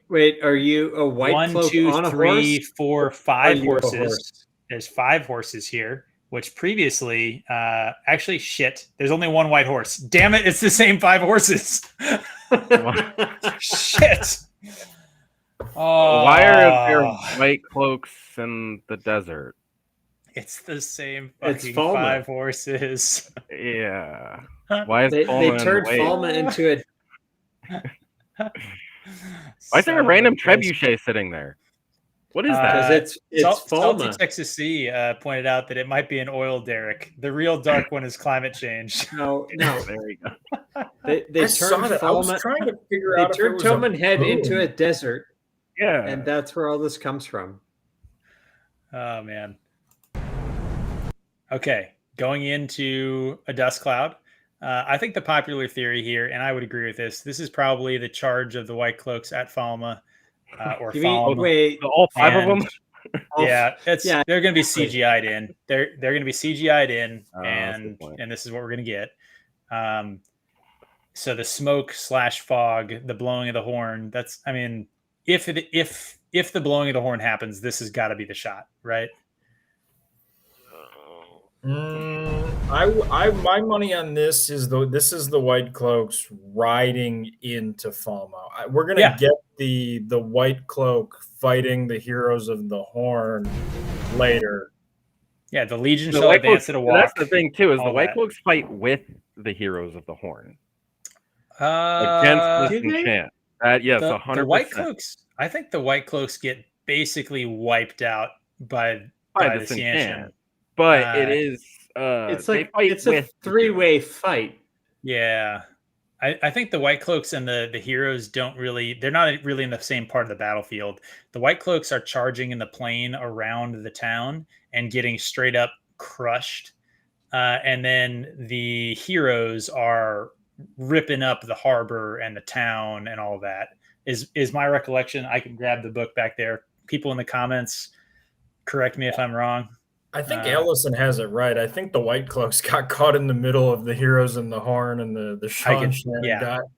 A sort of battle royale is more in line with what I recall than like straight up them teaming up together, for sure. Not necessarily teaming up, but I always got the impression that they're getting their asses kicked, but they're effectively on the same side. The quote unquote enemy is the Sinchan at that point, especially because he has Jeffrem Bornhold, who is the quote unquote good White Cloak, is the guy who's making the charge. Okay, I guess I can put it this way, that the heroes don't attack the White Cloaks.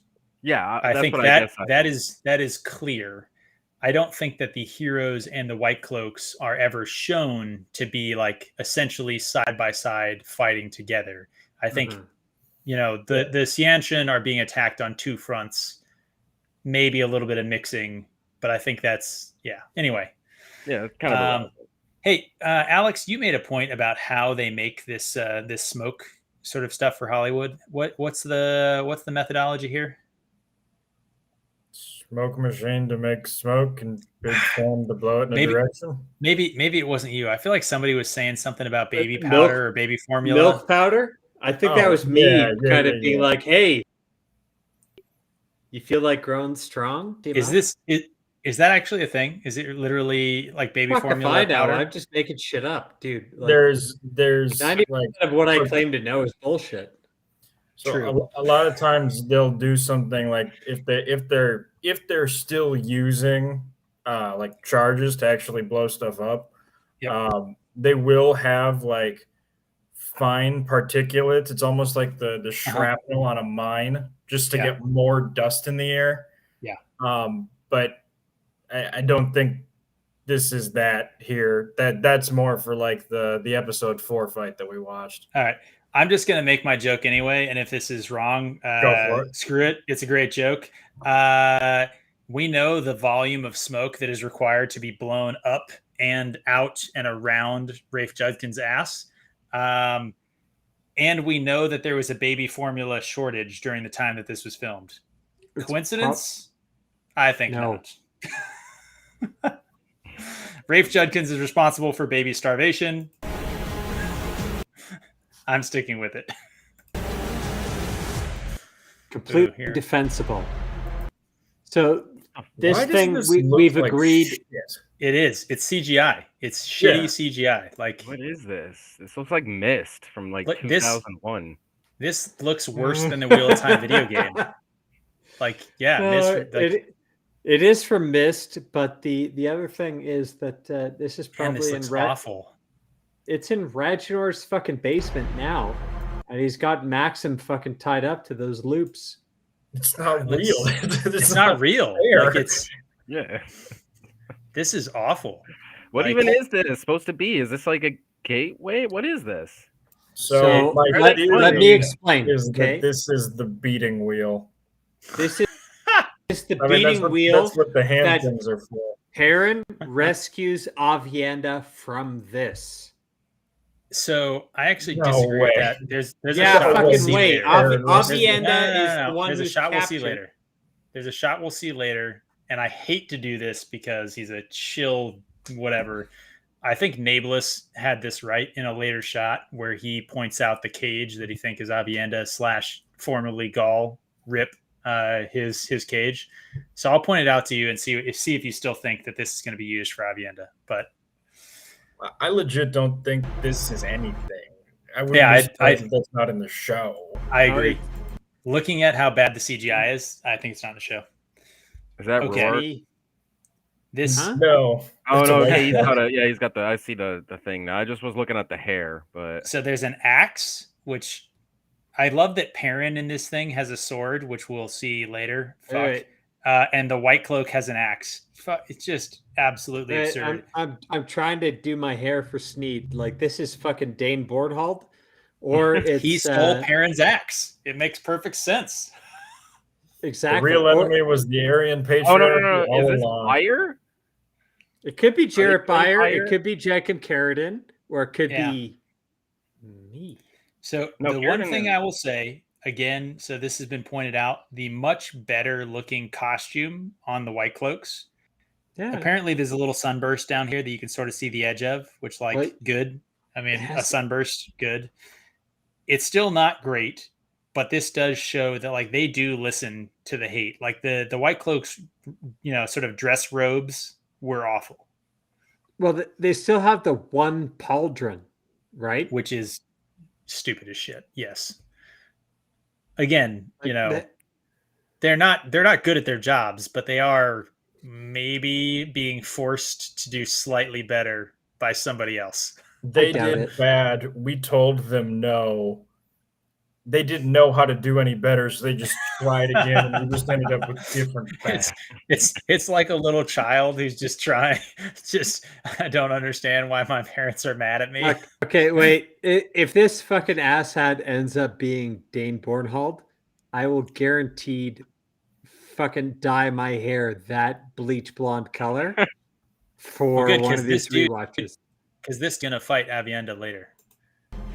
He'll win. He's Dane fucking Bornhold. Man, if there's a sunburst on this, it is so subtle. Like I can see it. You don't need it. He's got the fucking pauldron. I was gonna say I'm not saying that I'm confused that he's a White Cloak. I'm just saying that the sunburst on the tabard is supposed to be huge, right? So like, Yeah, costuming. I mean, it's been terrible the whole. And Yes. they don't have fucking double-bladed axes on their back. yes, In who scabbards. puts a double bladed axe with the axe head up and the handle down while riding a horse? No one. Aaron Carter. Like literally, like what is it? How to Die in the West. This fucking guy. Right? It's fucking Seth MacFarlane. Great hair though. Chloe. Perrin with a sword. Everybody, Perrin with a fucking sword. I can't even. Who are these? They gotta be. These are Shynarans. Shynarans with side swords instead of back swords. Supposed to have big two-handed great swords on their back. Meanwhile, Lan has a back sword, and the Shynarans have side swords because this show actively attempts to do things wrong. They have top knots. Actually, no, they have man buns. Yeah. Yeah, those are man buns. Yes, that's. You know what's sad is I just realized that that's supposed to be Uno, but I was like, well, then why is there a woman with the Shynarans? But I just realized that's supposed to be Uno. Yeah.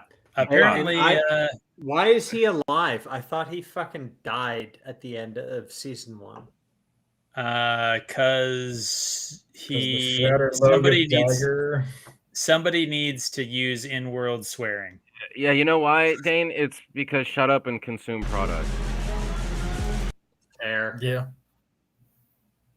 There you go, guys. Awaygate. Yeah. I'll be back. Why did they make this?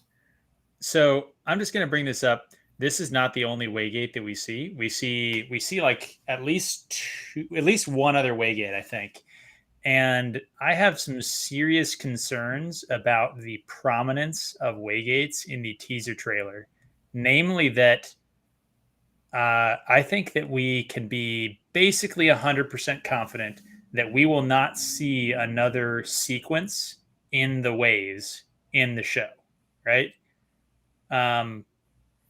They already did like most of an episode in the ways. They're not going to retread the same ground. They don't have enough time to do it, and it's not worth it, right? Perrin is not going to go back to sort of stop the defiling of the two rivers. They already burned that set down, so we're not seeing that ever again, right? So the existence of the Waygates in this teaser tells me that like cutscene fast traveling with no fucking context is going to be a hallmark of this season. Yes, absolutely, because we need to get from Falma to the wastes. I think probably at least 3 times. That's my sort of flag in the sand. There are going to be 3 teleportations in season 8 or season 2. Sorry, 8 episodes in season 2. So yeah, not quite every other episode. I love this because that means that canonically, Nynaeve killed Mush and Shin. Good for her. I love it. Yeah, unfortunately, Stephen Price, you're not going to get Regina George.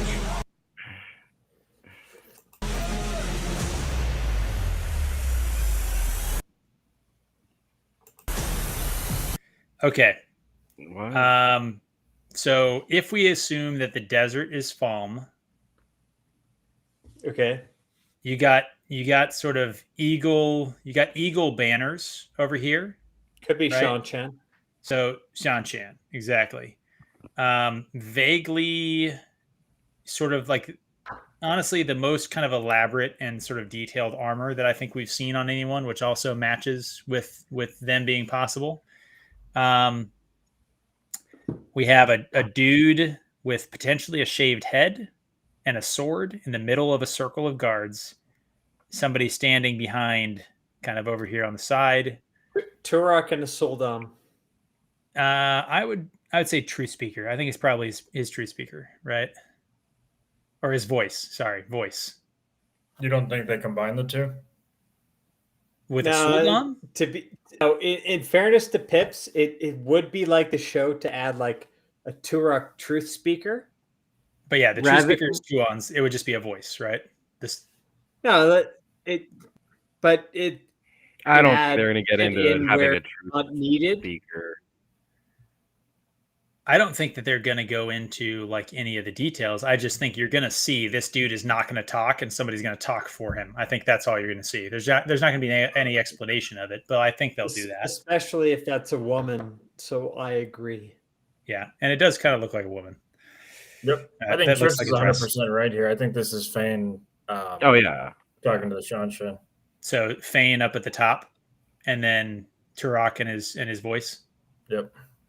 Yep. Doesn't make it less shitty, but let's keep going. I think just look at the encampment around this. Like, who would have read any of the stuff about the Sanshan or Sanshan or however you want to say it and think that, like, this is how you should depict their encampment? Ragnar? True. Okay. OBG in the house, yo. And now we're off in Mike, how's it going? An explosion, people running away. Got it. Foregate. This is Kyrie. Yeah. It's got to be it's got to be one of two places, right? So Damane laying down the law, right? Nope. Or the Foregate and the explosions of the Illuminators. However, and this could be CGI, this could be solved. I don't know. It's daytime, which makes me think not the Illuminators. Yeah. I've heard a lot of other people say they think it's the Illuminators and the Foregate. I don't get the Illuminators daytime. If they do that, it would be really nonsensical. Like, what, they're setting up for a daytime fireworks show? Yeah, totally. And also the whole like Trollocs on the catch pole, sort of like the puppets. Yeah, totally. Really no. Okay. Throw common sense, reason out the window. Like, that doesn't apply to these decisions. You're right. I need to drink more alcohol to get on their level. Look at the sets. This is totally in the Foregate. Okay, so I'm going to play this again. That is Rand with a shaved head. Nice. Yeah. And I scrolled right past it. My bad. Let me try and get it again. Okay, so you can't see it here, but if you watch this in high def, that has to be Lan, because you can see his Hidori. You can kind of see it on the image I'm looking at least. So you can kind of see the Hidori, which means little head over the shoulder. That's Moraine. Obviously, we all know that Rand, Lan, and Moraine spent a lot of time together in The Great Hunt and The Dragon Reborn. Indeed. So here is the only shot that I kind of think makes me question the whole, like, we're not going to see the ways again, because this could be the ways. No, maybe. But I think there's too much dust. I think this is going to be the Heroes of the Horn have been called. They're going to go fight Baalzamon. No, that's what I think it's going to be. So man, what I think running is away from the stone rolling down the ramp. The Indiana Rand. Yeah.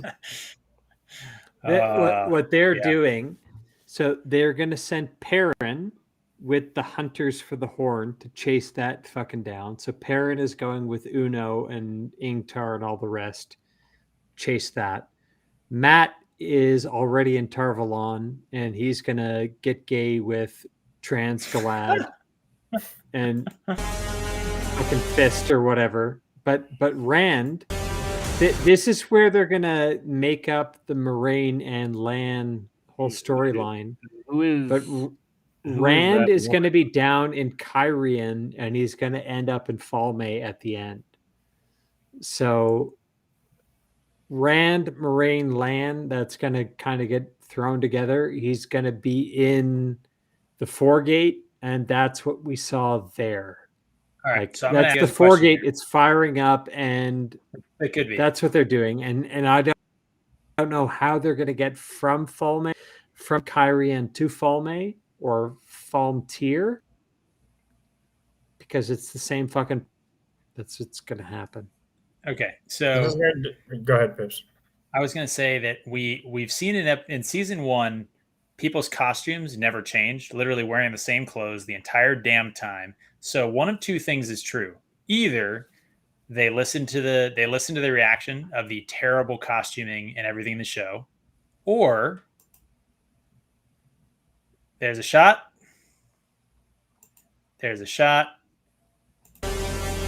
or that's not Moraine. No. If you go back to the first shot, she's got like a white blouse I agree. under that. She took I agree. off the jacket. I agree. I think that that's the most plausible. I was just throwing it out there that I give credit where it's due. It looks like they've discovered multiple costumes for the same character within a season, which like shouldn't have taken a full season of television and $120 million budget to figure out. But like, she's wearing a white top right here. Yeah. So I just wanted to say, hey, Raginor figured out that you can change shirts. I mean, hey, you know what? Good for you. Good for you, buddy. I like that we're Carly levels of costuming. That you can remove your outerwear. Oh, man. Okay. Here's the shot. I can't do this in YouTube, but if you up the color contrast, this is Showmin Farshaw with a side shave. Well, she had a shot. She had a side shave in the show. Did she say that 10 times fast? I believe she did. She had a side. Okay, I'm frantically Googling. Anyone wants to tell us? I don't remember her having a side shave. She totally did. No, it was short. She had short hair. She did not have a side shave. Yeah. She had a short shave. Fuck me. I'm looking at a picture of her right now. Short side shave in the show. I did it. Man, I made the mistake of typing in Min Farshaw season 1, and I'm getting like some of the fan suggestions. Man, wow, fans are way better at this. That is very close to a side shave. Like there are not words to describe that haircut. Like that's not a label. That's a paragraph. There's a lot going on there, and none of it is good. So yes, here's what I have to say for everyone who is under 35. The side shave shit was kind of big when I was 9, where like the undercut was the big hair, like the mushroom cut and the undercut.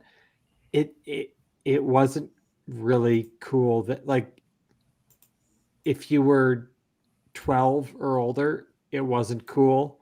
But if you were like 9, maybe you wanted that mushroom cut. This fucking haircut has never been popular in the history of mankind. What the fuck are you fucking people doing? Like, if you are a Gen Z and you think that this side shave mushroom cut bullshit is representative, reevaluate your life, because honestly, no one thinks you should be alive at this point if you think this is a good idea. All right. I'm done. Cutting away from that, I'm just going to jump in. That finds that haircut. I'm just going to jump in here real quick. Mike, OBG70. So I just got brought to my attention. There's some bots in the chat and stuff like that. Wait, what? Would you mind? Would you mind if I made you a mod? I know you mod other channels and run your own as well. Could I just make you a mod in the YouTube thing here? Just give me a thumbs up and I'll throw you on it. It would be super appreciated. Yeah, Allison, sorry. I've been off the stream looking at the YouTube app, so like I haven't been able to see them. So all right. OBG, we will be done prior to that. So thank you so much. Got you added as a mod. Sweet. Okay. Sorry about that, guys. Asleep at the wheel. The Russian sex bots have discovered. Did we lose Alex? He's here. The Russian sex bots have discovered the White Cloaks. I think probably it's probably about time. I mean, we're getting pretty huge. I don't know if you guys know this. White Cloaks. We've arrived. We have all of next to no subs that we stole from people like Prophet of the Dragon and OBG70. Not as big as my dick, yo. Okay, I'm gonna have to mute Dane. Fuck off. Yeah, sorry guys. I accidentally clicked on one of the links that the Russian sex bots had. So So accidentally. Okay, who do we think this is? Elaine. Oh no, Elaine. Oh God, if this is Elaine, oh fuck. Could Khaled, be. Gawain, one of those three, I'd say. Oh my God.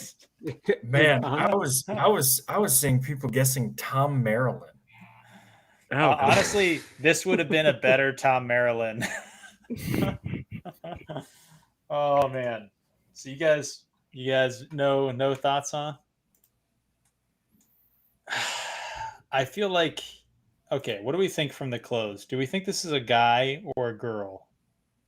Do we think this is a lady or a man?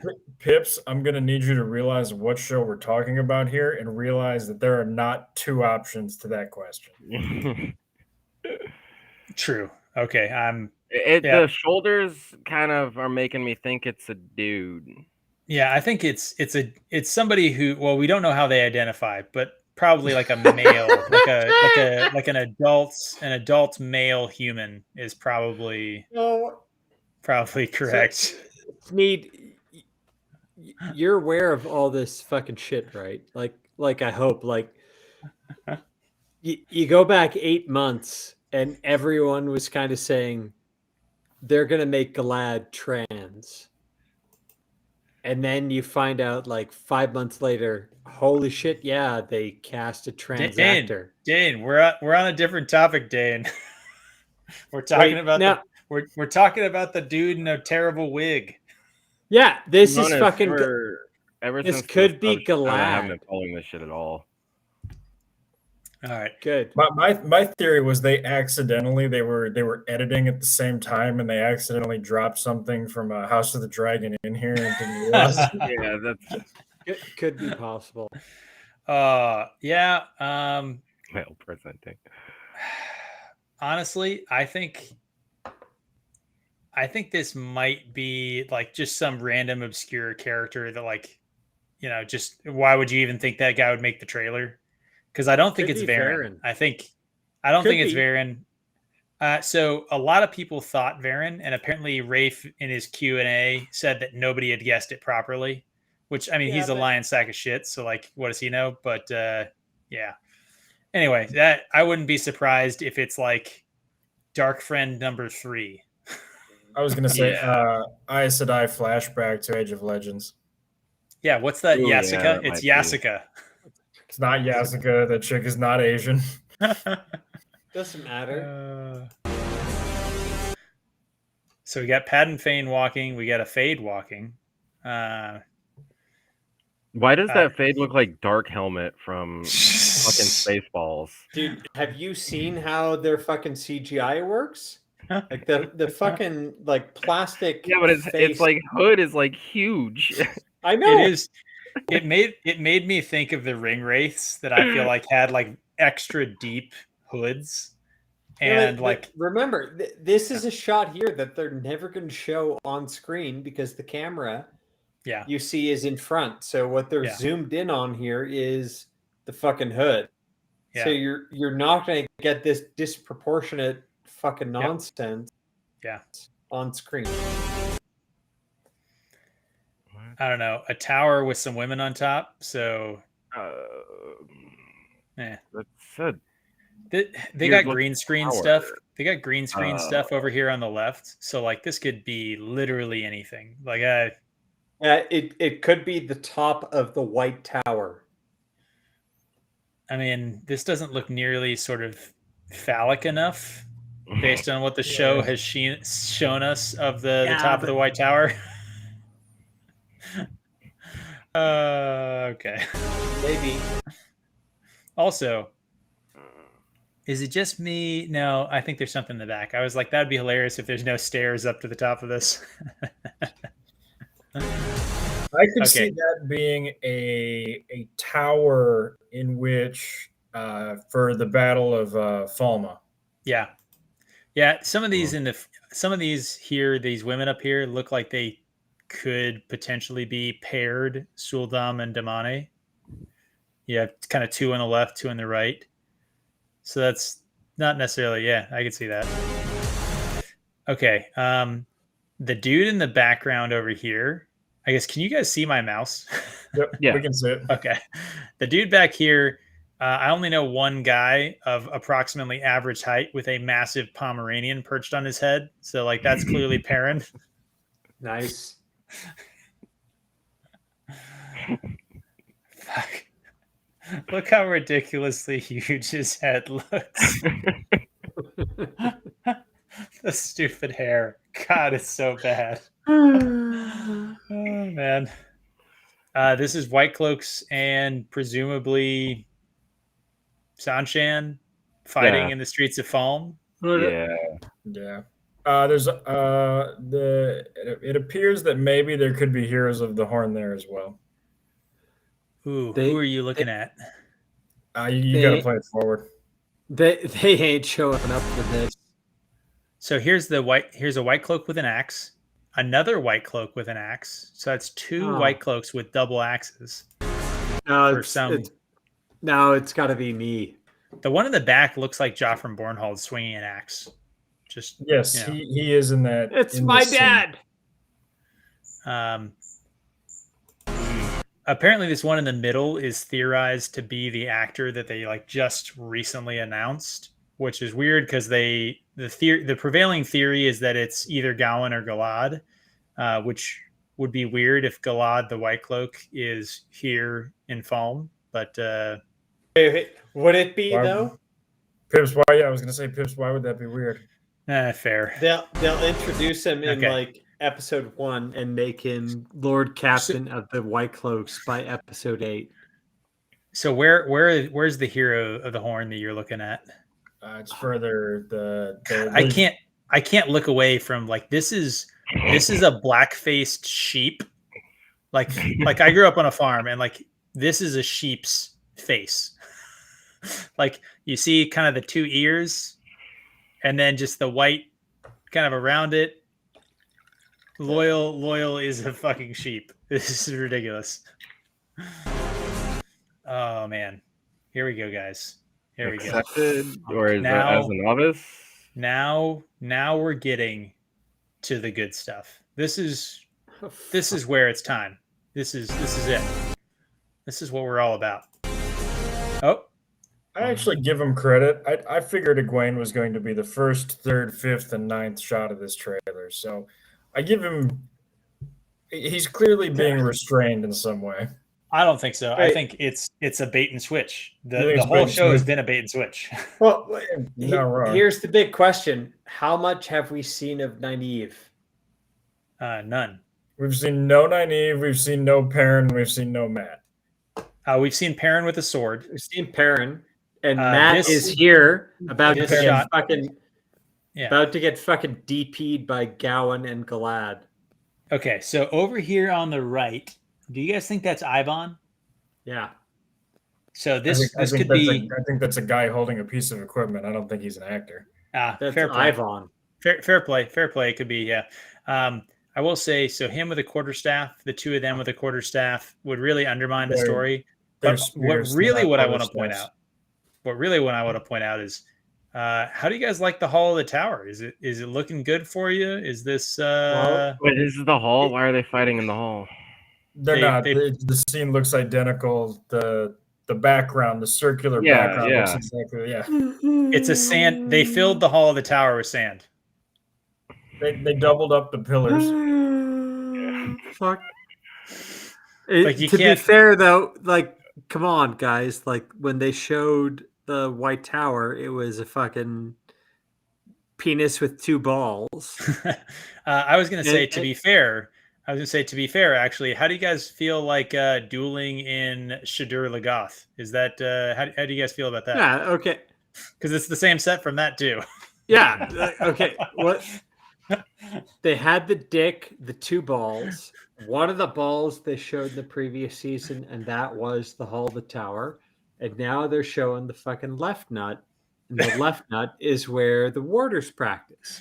And the warders happen to practice with big long sticks before they blow each other, which is Dane's gonna get us canceled. Dane's gonna get us so canceled. Tell me I'm wrong. I don't think we know anyone in this. This is if that other shot was 4-gate and the illuminators, they and the illuminators again, right? Like same shit. Here we go. Okay. Here's the shot. Here's the shot for the Avienda on the Wheel of Pain. Chop her fucking leg off. Come on, Dane. Look behind her. That is a cage suspended from a pulley. Yeah. What does that have to do with the wheel, though? Gaul was in a cage suspended by a pulley, and after freeing Gaul, Perrin and Gaul fought some White Cloaks, right? Yeah. So if we see Avienda fighting White Cloaks with a suspended cage behind her, I don't think that Avienda gets rescued from the wheel, which is CGI. It's crazy to me that like that is so obviously CGI when you watch it. I don't know why anyone thinks that that's a real thing that we're going to see in the show. I think Avienda was in the cage. That's what I think. Yeah. Matt, there's not a chance in hell that Perrin rescues Avienda from a cage. Male characters do not rescue female. Avienda might rescue Avienda rescued it. Perrin's sitting in the cage. That's why there's some shadow back there. Perrin is currently occupying the cage. But we know that's the only way this could get worse. We know that Avienda from the leaked script does owe Perrin a sort of Wookiee life debt. Yeah, for rescuing him from a fucking cage. Some fucking reason. Oh, then they nailed to the door. So is there a woman with them? I don't think that's a woman. I think that's Elias, I think. Elias Machira. Oh, now they have Elias. Yeah. He was cast. Oh. What's with this dude and having one arrow like tucked in his belts behind his arm? It's his magic arrow. His greatest arrow. Super weird. I don't know. That's just weird to me. But either way, I can't decide if I'm happy to see this because it's such a great scene in the books, or like the way I feel about Dumai's Well, where like I hope that Rafe never gets his hands on Dumai's Well. I'm with the latter because he wasn't like the fate was not nailed to a door at a castle. Yes. Town, a village. Yeah. Also, I mean, without Rand being here, because what makes that scene so good, right, is this is where Rand first sees Selene as he gets like trapped in and out of that weird sort of like maybe one of the first bubbles of evil, honestly, with the flies.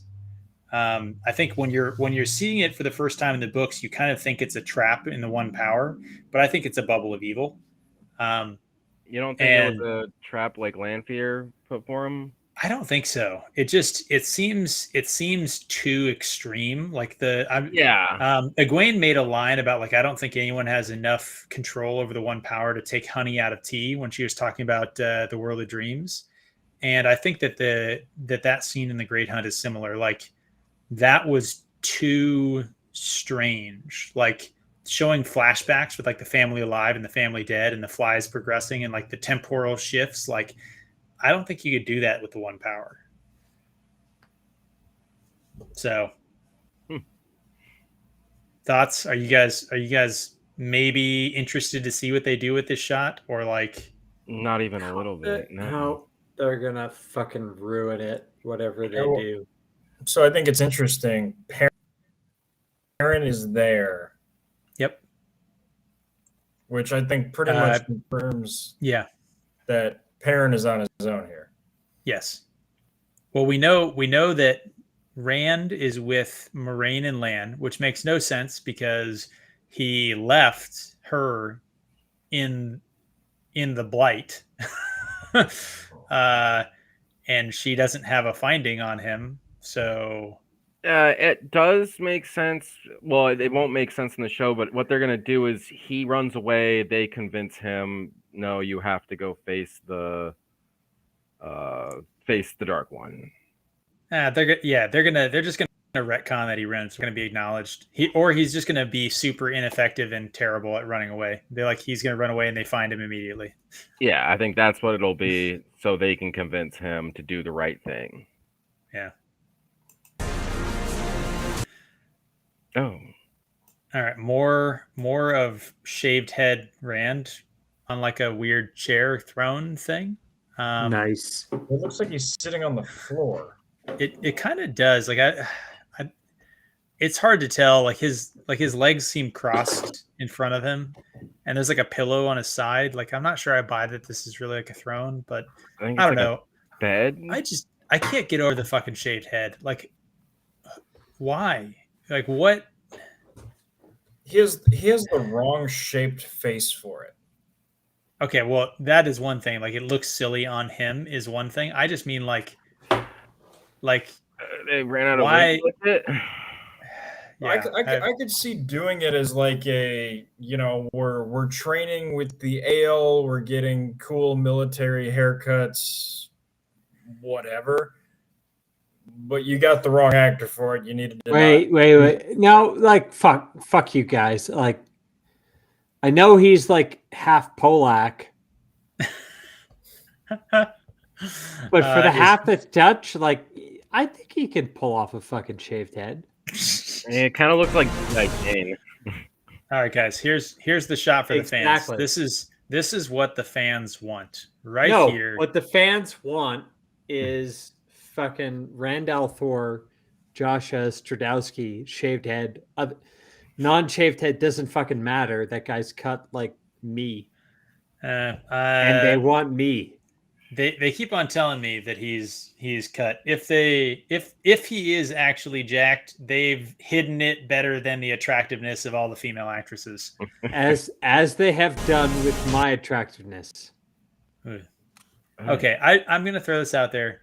Padden Fane, actually one of the few like kind of bright spots of the show. I think the actor did a good job with what he was given. Certainly, I've always liked the character Padden Fane. I know episode 8 is an absolute shit show of his employment, but showing him here and showing the scene with the fade, I really hope that they finally decide to play him up. Like the White Cloaks are not the villains in the Wheel of Time. And the fact that the White Cloaks were the villains in season 1 is just sort of nonsensical. Like if you're trying to condense the story, you shouldn't waste time on making the White Cloaks seem more comic villain evil than they already sort of came across early, because we know that like that's not really who they are. Saying that as somebody who embraces the moniker as White Cloaks, but I also like that he looks pissed and he looks crazy. Yeah, he's giving the crazy eye. He's doing a good job with it. Oh man, I could believe that he's looking at Matt or Rand or Perrin right now, saying like, "I'm gonna fucking kill that guy." Yeah, but he's probably looking at fucking Uno.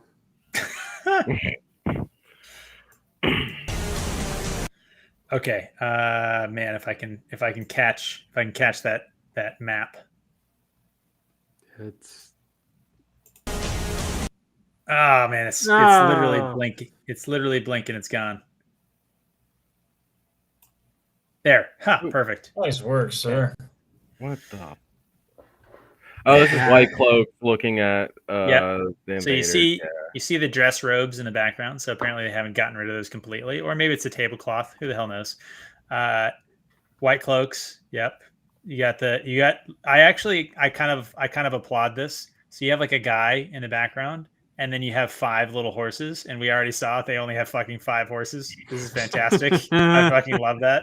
I love it. Just, hey, you know what? Hey, truth in advertising. 5 horses. One of these trebuchets, and by that I mean actually all of them, now that I look at it, might potentially be oriented backwards.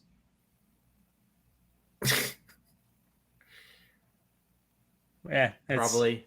a silly detail.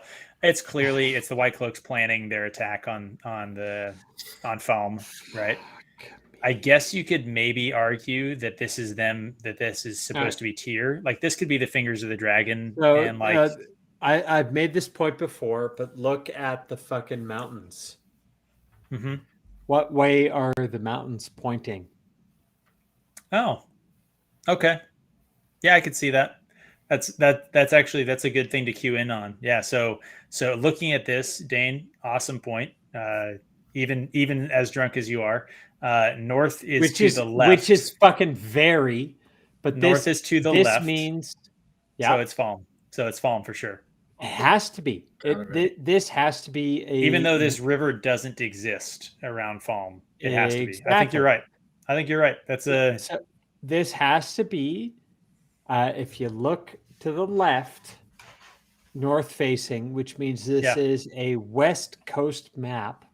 Yep. And look at that. It's a delta on the West Coast of Rantland. Yeah. Anyway, all right. It's Falme and Tyr put together because there's only two rivers on the West Coast, and it's Bandar Eben and it's Tanchico, and that's neither of these, and neither of those were a delta. I'm prepared to give it to you. Not that I actually believe. Together. Not. I don't want to believe. Honestly, I don't want to believe. But to the extent that, like, the thing you're pointing out with the mountains and the delta, man, if it comes out that it's true, I will give that. I will 100% give it to you. That is a great catch with the mountains and the orientation of the map. I think that's first time I've heard anybody point that out. So I think that's good. I said it on OBG's live chat like a week ago, but no. Okay, well, I missed that. I think I had to sign out. I think I had to sign out too early. Probably because of your alcohol consumption. Oh man, those scenes come so fast. Here we go. That's this is Perrin. Perrin getting dragged, and that looks like is that a Trolloc in the back? So I feel like this one right here. I feel like this guy right here. That looks like Loyal's ginormous, huge, clunky ass shoe. Right? I could see it. You heard it here first, guys. Armor. You heard it here first. If that's Loyal's ginormous ass and big old clunky ass shoes, and this is Perrin, I called it. I called it here first. The horse was right. Fair enough. We'll jot it down. I'm not really sure what's large enough to haul Loyal away and Perrin away, but yeah.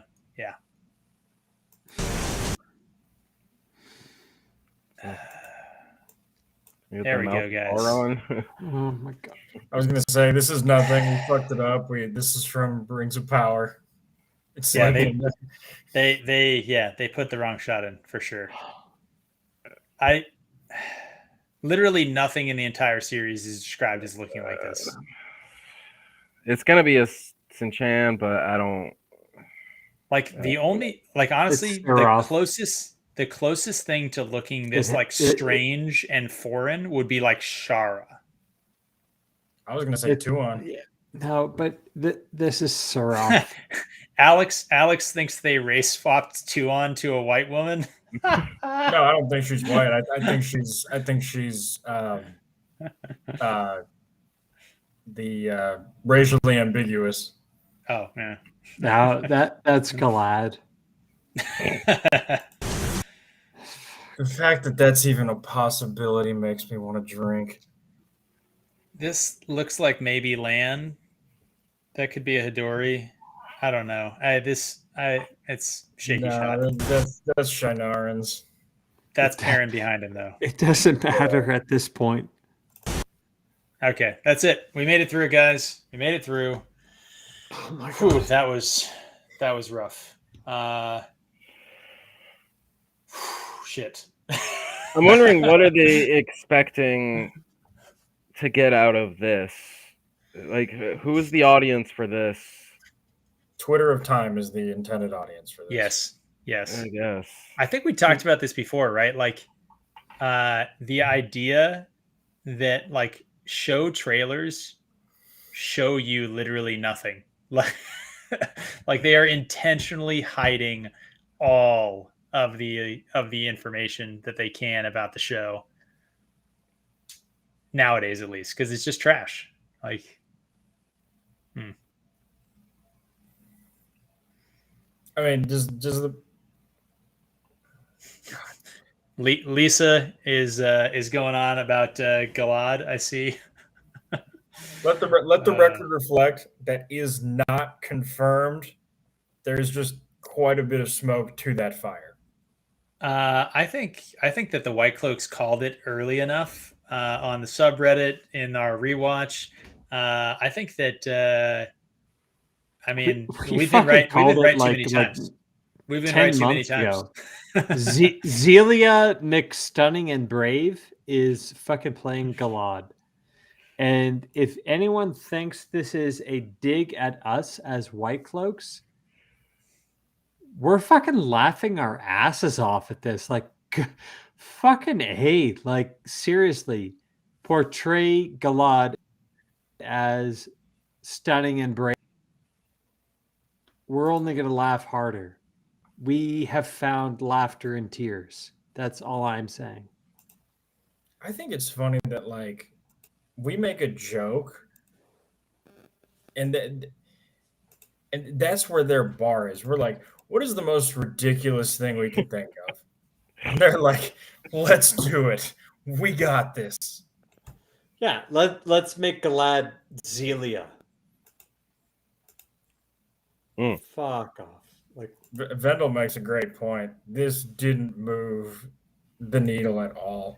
Like, yeah, I mean that's why I was like curious because it's like, I mean, other than being like, hey, there's still a show. I don't know. It doesn't seem like this had any of the things that appealed to the Twitter of Time people.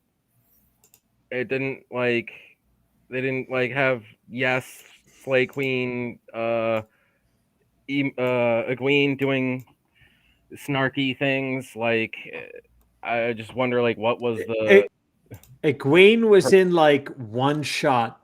Nynaeve, I don't think was in any shot. Zelia Trans Galad was in like half a shot with Matt, who was also in half a shot recast. Rand was in like two shots. Like, what the fuck was this all about? Guys, I feel like we've been going at this for 2 hours and 30 plus minutes. Okay. So I have a final little thing. It's a teaser for our next episode of the rewatch. It's also another example of what the Twitter time people are going off on. So if I can cue this up properly, here we go. I'm gonna screen share something different here. We're doing this live, guys. We're doing this live. Okay. The Wheel of Time soundtrack reaction and review. Oh, fuck off. This is an article.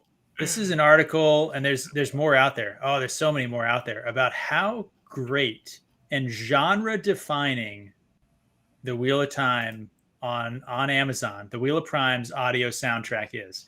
And all of you guys who don't like it, you're just bigoted and wrong. Obviously, the mix of all of the different influences created a really eerie. Oh, it's so good, guys! It's so good. And here's what I have to plug for our next rewatch. Wait. Are you gonna play a little bit from Marco Polo from Netflix? Because that sucked fucking dick. You guys seeing this? I'm going to do my Mongolian throat singing. All right, let me know if this is too loud. Is that good, the audio level?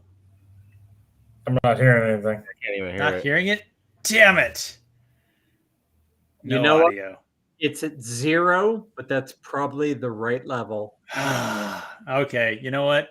You guys will just have to imagine it. I'm failing on my technical skills here. Don't This is the it's perfect like, way to end a White Cloaks live stream. This is the weird. Wait. The perfect way to end a White Cloaks like live stream is to get me to throat sing what you want to hear. Do you want to hear it? If you I'll guys do can it. imagine, if you guys can imagine, this is Dane's muted. Nobody needs to hear that. I'm gonna wait until I see him start coughing from his throat singing. Okay. I'm done. Well, that didn't work. Damn it. Okay. You know what? It's pretty Screw good, it. wasn't it? Guys, we love the heck out of all of you guys. I can't believe we still have 12 people watching us 2.5 hours into this. You guys are awesome. So shoot, let's go. Dane, last comments for the White Cloaks fans. No. Alex, last comments. Nobody's gonna top that. Not even gonna try. Lord Captain Commander Sneed, what do you got? Yeah, just love you guys. Stay safe. Keep watching the White Cloaks rewatches and keep doing those because those are awesome. And hope to be on with you guys again soon. Awesome. Maybe when Dane is less the shit house drunk. When the fuck is that gonna happen? Come on, let's play some chess. Lisa, yes, we're doing the rewatch. We're doing it with Aldan tomorrow. Tomorrow evening, it'll be on the Discord. So guys and gals and it's 2022 and non-binaries and everyone else. Thanks for coming out. Thanks for coming out. Thumbs up, like, subscribe, all that stuff. Mike, thank you so much for jumping into the mod role. You're about to start your live stream, so everybody go check out OBG7D. About to kick a live stream on his channel. I think it's going to kick here in 20 minutes. Is that when you're starting, OBG? Just drop that in there, guys. He's got a really cool kind of late night show that he runs. So kick over there, watch his stuff. I know I'll be going over there, and everybody else, again, thanks for coming out. You guys make it all worth it. It's super fun to be on here and chat with you guys. Yeah, that's all I got. So I'll just throw Walk in the Light. And anybody else? Damn it, Dane. Can't take you anywhere, Dane. I'm drunk. I'm fucking loaded. I gotta go get food.